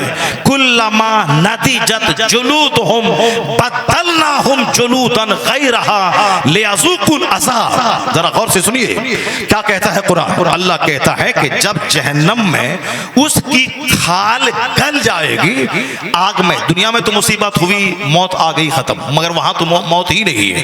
क़यामत के दिन तो मौत को ही ज़बह कर दिया जाएगा। आग है तो आग में सदा, बाग है तो बाग में सदा, वहां कुछ नहीं, वहां सिर्फ आग और बाग है सदा के लिए, हमेशा के लिए।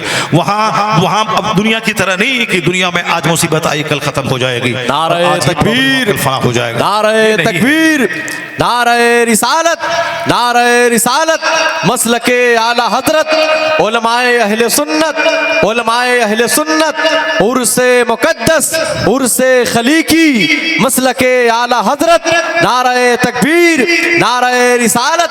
हाज़रीन, अदब और एहतराम के साथ में बैठ जाएं। खतीब आज़म हिंदुस्तान, नाशर मसलके आला हजरत, हज़रत अल्लामा मुफ्ती मुजाहिद हुसैन साहब क़िबला रज़वी, काज़ी शहर इलाहाबाद की आमद हुई है। बैठ जाएं अदब और एहतराम के साथ में। अच्छा माशाल्लाह। और एक ऐलान सुनने की थोड़ी देर में इंशाल्लाह दस्तारबंदी का वो खूबसूरत मंजर भी आप अपनी माथे की निगाहों से देखेंगे। बैठ जाएं अदब और एहतराम के साथ में बैठ करके हज़रत अल्लामा मुफ्ती शहरयार साहब क़िबला की गुफ्तगू को समाअत करें। बैठ जाइए, बैठ जाइए। देखिए हमारी जमात के एक ज़बरदस्त आलिम रब्बानी मुफ्ती मुजाहिद हुसैन साहब इलाहाबादी तशरीफ़ ले आए। बड़े बासलाहियत और बड़े मेहनती आलिम रब्बानी, और आप देख सकते हैं कि इनकी उम्र 67 ईयर्स है, लेकिन अभी भी देखने में ये लगते हैं 40 साल के। यानी 25 साल ये बैक चल रहे हैं। ये इल्म दीन की खिदमत का इनाम है कि बज़ाहिर सेहत बड़ी अच्छी दिख रही है। 90 साल की उम्र में भी लोग खिताब करते हैं। हुज़ूर मुहद्दिस कबीर 95 ईयर्स के हैं, लेकिन आज भी खड़े होकर 1.5 घंटे जब वो खिताब करते हैं, ऐसा लगता है कि 25 साल का जवान बोल रहा है। सुभान अल्लाह। यह है दीन की गुफ्तगू। और ये अभी हम इलेक्शन के ज़माने में अभी तेजस्वी यादव बोला कि हम 200 सभाओं को संबोधित किए हैं। कितना? 200 सभा, 10 मिनट, 20 मिनट, 25 मिनट, आधा घंटा, 15 मिनट, 10 मिनट। गए हमको वोट दीजिए, ठनाक ठनाठन, ठना ठकाठक ठकाठक, भाजपा सफाचट सफाचट। ये तो 10 मिनट बोला, अपना चला गया। इस करने में हाल क्या है कि अब वो खड़े होकर नहीं बोल सकते हैं, बैठ के बोल रहे हैं। अब साहब चल नहीं पक रहे हैं, 2 आदमी पकड़ के चल रहा है। हम लोग जो 2-2, ढाई घंटे तक जो बोलते हैं और साल भर बोलते हैं, तो हम लोगों का क्या, हम लोगों की तो एक, उनकी 200 तकरीर, हम लोगों की एक तकरीर। उनकी 200 तकरीर जो इलेक्शन के मौके अभी उसने किया है, उनकी 200, हम लोगों की एक तकरीर। और मोदी जी की तकरीर 400, हमारी एक तकरीर। जाहिर सी बात है, आहिस्ते आहिस्ते हम ये कर देंगे, वो कर देंगे, हम फला कर देंगे, चिला कर देंगे। हम बिल्कुल मौन धारण कर रहे हैं समंदर में, हम साहब गंगा में अपना कर रहे हैं, चूँकि काम है। तो वो हम लोगों की तरह अगर ये लोग बोले, नेता लोग, सीना फट जाएगा। एक रवानी के साथ बोलना, रोजाना बोलना, फिर दिन में ठीक से सोना नहीं। ये लोग तो आधा घंटा दिन में बोले, सर्किट हाउस में रात भर 10-12 घंटा सोए। तो चलिए, दीन की बातें बोलने वाला थकता नहीं है, बूढ़ा नहीं होता है। कुरान सच्चाई का नाम है, बंदा बोलता चला जाता है, ताकत मिलती चली जाती है। यह है रूहानी ताकत, यह है स्पिरिचुअल फोर्स। आप भी दीन का काम करें, नमाज पढ़ें, फिर देखेंगे जो दवाई से जो हेल्थ नहीं बनी, वो हेल्थ अल्लाह के जिक्र से आपको मिल जाएगी। इसलिए हमेशा अपने आप को नेकी में लगाएं। और आलिम रब्बानी को दीन की खिदमतों का इनाम मिलता है कि 90 साल की उम्र में भी कभी कभी बगैर चश्मे के वो किताबों का मुताला करते हैं। आँख सलामत, होशो हवास सलामत। यहाँ तो 50 साल के बाद आदमी का ब्रेन जवाब दे जाता है। पागलों की तरह लोग करने लगते हैं। जो सिर्फ दुनिया दुनिया दुनिया करेंगे, उसका ही हाल होगा।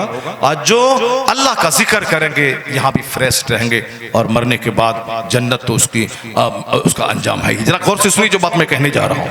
मैं ये कह रहा था कि मेगाटेक तेजासन जी ने कहा कि आपके कुरान में ये आया है कि जिसने अल्लाह की आयतों को मानने से इनकार किया, हम उसे आग में जलाएंगे। कुल्लमा नदिजत जुलूदहुम बद्दलनाहुम जुलूदन गैरहा लियज़ूकुल अज़ाब। जब उनका चमड़ा गल जाएगा आग में, फिर दूसरी खाल पैदा कर देंगे। क्यों? ताकि दर्द का मजा चखें, अजाब का मजा चखें। दर्द का मजा चखाने के लिए अल्लाह ने हड्डी और गोश्त नहीं, खाल बदलने की बात की है। बद्दलनाहुम जुलूदन गैरहा, ये खाल गलेगी, दूसरी खाल पैदा कर देंगे। क्यों? लियज़ूकुल अज़ाब, ताकि वो दर्द का मजा चखें, अजाब उस पर होता रहे। क्योंकि वहां मौत ही नहीं है, खाल गलेगी, खाल दूसरी बनेगी, ये सिलसिला चलता रहेगा।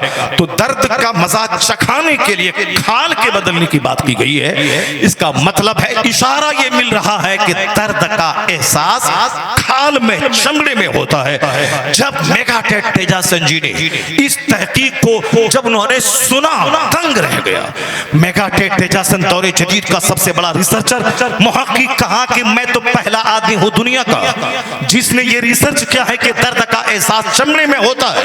लेकिन अगर यही बात कुरान में मौजूद है, यह इस बात की दलील है कि कुरान किसी इंसान का कलाम ही नहीं हो सकता, यह इंसान के क्रिएटर का कलाम है। जब सच्चाई सामने वाज़ेह हो गई है तो दुनिया गवाह रहे कि मैंने सच्चाई को स्वीकार किया अपनी तहकीक की रोशनी में, जिसका जवाब मैंने कुरान में पाया।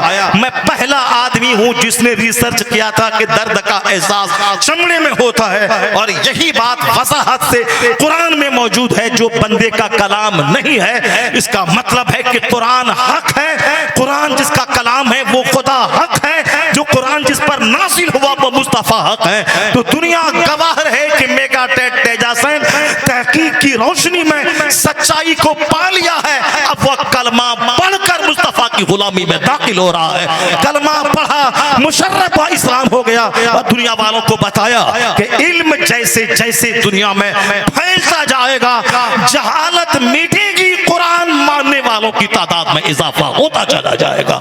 है नूरे खुदा कुफ्र की हरकत पे खंदाजन, फूंकों से यह चराग बुझा डाला जाएगा। इसलिए अगर कुछ लोग ये कहते हैं कि आने वाला वक्त मुसलमान इस्लाम के लिए बड़ा खतरे वाला वक्त आ रहा है, ये कल मरेगा, कल ये आग में जलेगा, कब्र में सड़ेगा, ये इतनी बातें कैसे बोल रहा है कि इस्लाम का मुस्तकबिल इल्म की रोशनी में इतना सुनहरा है कि डॉक्टर बर्नार्ड शाह जैसा दुनिया का बहुत बड़ा मुहक्किक, उसने एक आखिरी बात कह दी। चूंकि हमारे बच्चे डीएम बनने के नशे में कुरान नहीं पढ़ते, हमारे बच्चे मास्टर बनने के नशे में कुरान नहीं पढ़ते हैं, हमारे बेटे दारोगा बनने के नशे में कुरान नहीं पढ़ते हैं। दारोगा बन गए, नमाज ही नहीं पढ़ी, तो तुमसे ज्यादा तो दूसरे मुशरिक लोग कमाते हैं, उनके पास तुमसे बड़ी बिल्डिंग है, उनके पास बड़ा मॉल है। तुम्हारी हैसियत दुनियावी एतबार से उनके सामने क्या है? तुम्हारे पास 50 लाख का मकान, उनके पास 50 खरब की बिल्डिंग है। तुम्हारे पास आल्टो है, स्विफ्ट है, डिजायर है, उनके पास तो 100 करोड़ की कारें मौजूद हैं। तो तुम मुकाबला उन मुशरिकीन का नहीं कर सकते हो कार बना खरीद कर, मकान बना के। नमाज रोजे हज ज़कात छोड़ के कमाना कोई कमाल नहीं है। कमाल है कि ईमान बचा के कमाना, ये कमाल है। नमाज बचा के कमाना, ये कमाल है। तो नमाज बचा के किराए के घर में कमा ले, तो फिर तुझसे मुलाकात करने के लिए कोई पड़ोसी आए नहीं आए, आसमान का फरिश्ता तुझसे मुसाफा करने आएगा। ये है तकवा का कमाल, ये है परहेजगारी का कमाल। यहाँ दीन लूटा के कार खरीद रहा है, मकान बना रहा है, इसीलिए मकान आ गया, चेहरा सूख गया, कार आ गई, दिल काला हो गया, धीरे धीरे बाल बच्चे बिगड़ गए, काफिरों से बदतर उसका हाल हो गया। ईमान लूटा के हमें कुछ भी गवारा नहीं है। हम डीएम बने ईमान बचा के, मास्टर बने ईमान बचा के, हम इंजीनियर बने ईमान बचा के, मकान बनाए, गाड़ी खरीदें ईमान बचा के। दुनिया और आखिरत दोनों चाहिए। तो दुनिया के लिए हमें दुकान जाना होगा और आखिरत के लिए हमें 5 टाइम मस्जिद जाना होगा। जिस तरह दुकान गए हुए पैसा मेरे घर में नहीं आ सकता, उसी तरह बगैर मस्जिद गए हुए जन्नती में नहीं बन सकता। यही निजाम है दुनिया का, इसी से आखिरत का निजाम समझा जा सकता है। अल्लाह रोजी देने वाला है, रोजी दे देगा, रोजी देने वाला है, मगर 8 घंटे दुकान में क्यों बैठता है? घर में बैठ करो, अल्लाह रोजी दे देगा। लेकिन ये अक्लमंद है कि नहीं, अल्लाह रोजी देता है मगर मुझको तो हरकत करनी पड़ेगी, मेहनत करनी पड़ेगी। उसी तरह अल्लाह माफ करने वाला है। लेकिन तुम दुनिया के बारे में बड़े अक्लमंद बन जाते हो और आखिरत के मामले में क्यों उल्लू बन जाते हो? अल्लाह चाहेगा माफ कर देगा, अल्लाह चाहेगा जन्नत दे देगा, अल्लाह चाहेगा तो बगैर आम का दरख्त लगाए तुम्हारे घर में 1 कुंटल आम डेली दे देगा। अल्लाह चाहेगा तो बगैर दुकान में बैठे हुए रोजाना 5 लाख तेरे घर में चला जाएगा। अल्लाह को तो ताकत है, लेकिन नहीं, यहाँ दुनिया के बारे में अक्लमंद है। खेत में न हल चलाऊं, रोपा न करूं तो धान नहीं आएगा, दुकान में न बैठूं तो माल नहीं आएगा। यही सोच आखिरत के बारे में भी अपनाना पड़ेगा। यहाँ खेत गए बगैर फसल नहीं पैदा होगी, तो आखिरत की जन्नत भी बगैर बगैर मस्जिद गए नहीं मिलेगी।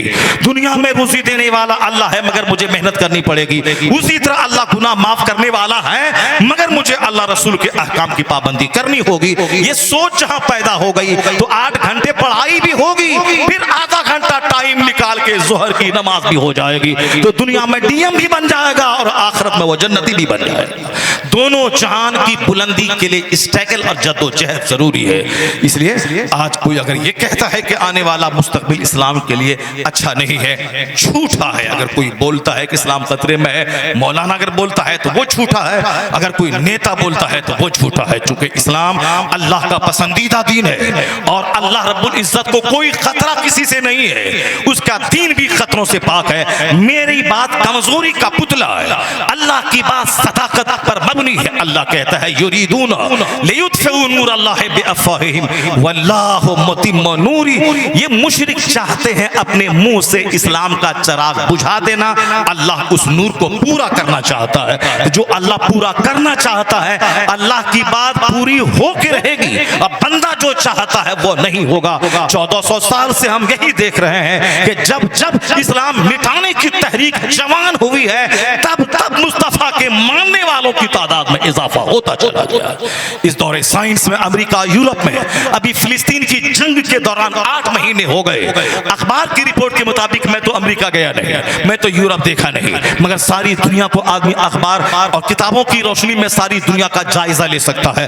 अभी एक न्यूज सर्वे के मुताबिक फिलिस्तीन के मुसलमानों का सब्र, उनका फिलिस्तीन नहीं छोड़ने का हौसला, मजहब से जबरदस्त वाबस्तगी, बाल बच्चों की शहादत के बाद भी इस्लाम पे मजबूत विश्वास, ये विश्वास, ये सब्र देखकर 8 महीने में कई हजार क्रिश्चियन कलमा पढ़कर मुस्तफा की गुलामी में दाखिल हो गए। इनके सब्र ने उसे मोमिन बना दिया है, इनके हिम्मत, इनके हौसले ने उसे मोमिन बना दिया है। वो मुशरिक था, वो काफिर था, मोमिन बन गया। काश उसी की तरह दिल हम भी पा लिए होते। उनका वो कहा था 4 दिन में मिटा देंगे, 8 महीने हो गए और आज तक वो मुजाहिद पहले से ज्यादा ताकतवर मौजूद है।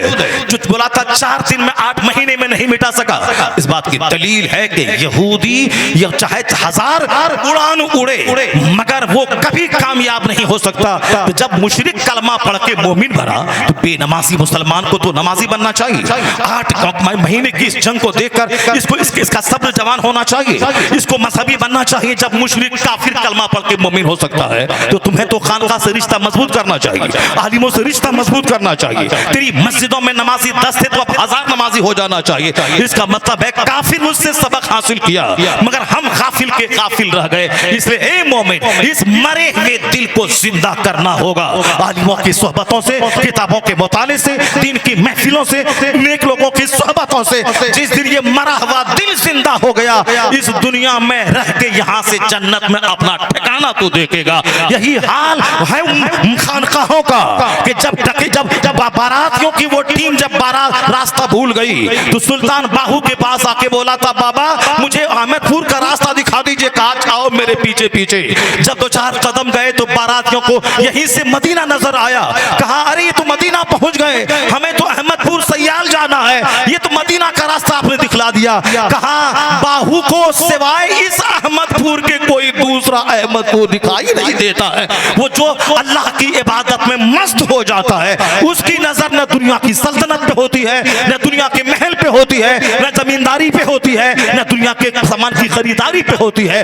नजर उसकी मुस्तफा पे होती है। वो मुस्तफा को जानता है, मुस्तफा को मानता है, उसको रोल मॉडल मानकर उनकी नकल करता है, उनकी पैरवी करता है, यहाँ मस्त रहता है और दुनिया में रहते हुए जन्नत में अपना ठिकाना देख लेता है। इसीलिए सरकार आला हजरत का ज्यादा दुनिया में दिल मत लगाना, ज्यादा दुनिया वालों का चेहरा मत देखना, इसका उसका, एक्टर का, क्रिकेटर का, हॉकर का, साफ फुटबॉलर का, सबका चेहरा देखेगा तो पागल हो जाएगा। बस तुम्हारी उम्र बहुत शॉर्ट है, तुम्हारी जिंदगी बहुत महदूद है। बस एक नारा लगा दे, मुस्तफा को देख और ये बोल, उन्हें जाना उन्हें माना, ना रखा गैर से काम, लिल्लाहिल हम्द, मैं दुनिया से मुसलमान हो गया। अल्लाह तबारक व तआला हमको और आपको सबों को दीन सीखने, अपने मरे हुए दिल को जिंदा करने की तौफीक अता फरमाए। बातें तो बहुत सारी हैं, मगर चूँकि हज़रत आ गए हैं, क्योंकि साइंस और कुरान पे टॉपिक भी इतना गहरा टॉपिक है, ऐसा नहीं कि पूरी बातें उसी एक पर केंद्रित कर दें। मेरा मामूल ये नहीं रहता है, मामूल ये रहता है कि बात है साइंस की, मगर दिल की ज़िंदगी का कोई सामान वहाँ से निकाल आता है।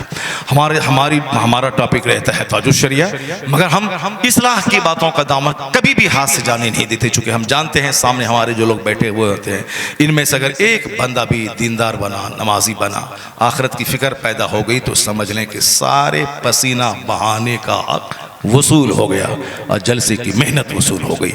हमारी नज़र जो हमारा केंद्र रहता है, वो इसी पे रहता है कि एक आदमी का दिल जिंदा हो जाए, एक आदमी की सोच उखरवी सोच हो जाए, एक आदमी आखिरत रुखी ज़िंदगी बसर करने लगे। अल्लाह तबारक व तआला हमको और आपको सबों को खानकाहों, मदरसों, मस्जिदों, उलमा की सोहबतों से फ़ायदा उठाने की तौफीक अता फरमाए। ज़रा ज़ोर से बोलिए ना आमीन। मना फिर 2 घंटा तकरीर कर देंगे, फिर आपकी खामोशी की वजह से। अल्लाह ताला हमारे दिल को ज़िंदगी अता फरमाए। और ज़रा ज़ोर से बोलिए, अल्लाह ताला हमें सैयद आदिल मियाँ के काम से जुड़े रहने की तौफीक अता फरमाए। जो इनका मिशन है इस पूरे मध्य प्रदेश में, हिंदुस्तान के इस कल्ब में, उस मिशन का हमें साथ देने की तौफीक अता फरमाए। पीरे कामिल की निशानी है कि वो हमेशा किताब और इल्म और तालीम से जुड़ा रहता है। पीर जाहिल की निशानी है कि वो ताजिया, अखाड़ा, इमाम बाड़ा, चादर, गागर, संदल से जुड़ा रहता है और अपने मुरीदों को यही पैगाम देता है, यही दीन है, यही इस्लाम है, ताकि जब तक ये जाहिल अखाड़ा, धागा, तागा, इमाम बाड़ा करता रहेगा, तब तक पीर की दुनिया आबाद रहेगी। लेकिन जिस दिन ये जाहिल नमाजी बन गया, जिस दिन ये आखिरत की फिक्र रखने वाला बन गया, उस दिन ये धागा बांधने वाले की खैरियत नहीं है। इसीलिए ये जाहिल चाहता है कि यह धागा तक महदूद रहे, मगर इन जाहिलों की मौजूदगी में सैयद आदिल मियाँ उस पीरे कामिल का नाम है जो हमारे हाथ में धागा नहीं, मेरे बच्चों के हाथ में कुरान देना चाहता है, मेरे बच्चों के हाथ में हदीस की किताब देना चाहता है। इसलिए इन्हें इमाम की, उलमा की, मकतब के मुंशी की, मुकर्रिर की, मुहद्दिस की, मुफक्किर की फिक्र होती है कि किस तरह दीन के दाई आए और दीन का काम हो, ताकि लोग अखाड़ा बाज ना बने, लोग नमाजी बने, रोजेदार बने, मुत्तकी बने, परहेजगार बने। इसलिए हुजूर सैयद आदिल मियाँ को आज सारा हिंदुस्तान एक पीरे कामिल और एक अच्छे ज़बरदस्त खतीब और मुकर्रिर और एक एक्टिव पर्सनैलिटी का मालिक लोग कहते हैं। हम लोगों को एक मदरसा चलाना मुश्किल है, ये साहब मदारिस, मसाजिद, मकतबों का जाल बिछाने का प्लान रखते हैं और काम करते हैं। हम लोगों को बगैर मतलब के कदम नहीं उठता कि उसके घर में जाके उसको जग नमाजी बना दें, लेकिन गांव गांव घूम घूम कर जुमा का खिताब, महफिल मिलाद का खिताब, ज़िक्र अस्कार की महफिलें मुनक़िद करके ये जो बहारें नज़र आ रही हैं, ये उन्हीं की मेहनतों का नतीजा है। अल्लाह तबारक व तआला हुज़ूर सैयद आदिल मियाँ को सेहत, तंदुरुस्ती के साथ लंबी उम्र अता फरमाए, बहुत दिनों तक पूरे इस इलाके को सींचने की तौफीक अता फरमाए। अल्लाह उन्हें नज़र बद से बचाए, सेहत की खराबी से अल्लाह उन्हें बचाए, हासिदीन के शर से उनको बचाए। हम सबों को अपने रहनुमा की कदर की तौफीक अता फरमाए। आमीन। व आखिर दावाना अनिल हम्दुलिल्लाहि रब्बिल आलमीन। अस्सलामु अलैकुम व रहमतुल्लाहि व बरकातुहू।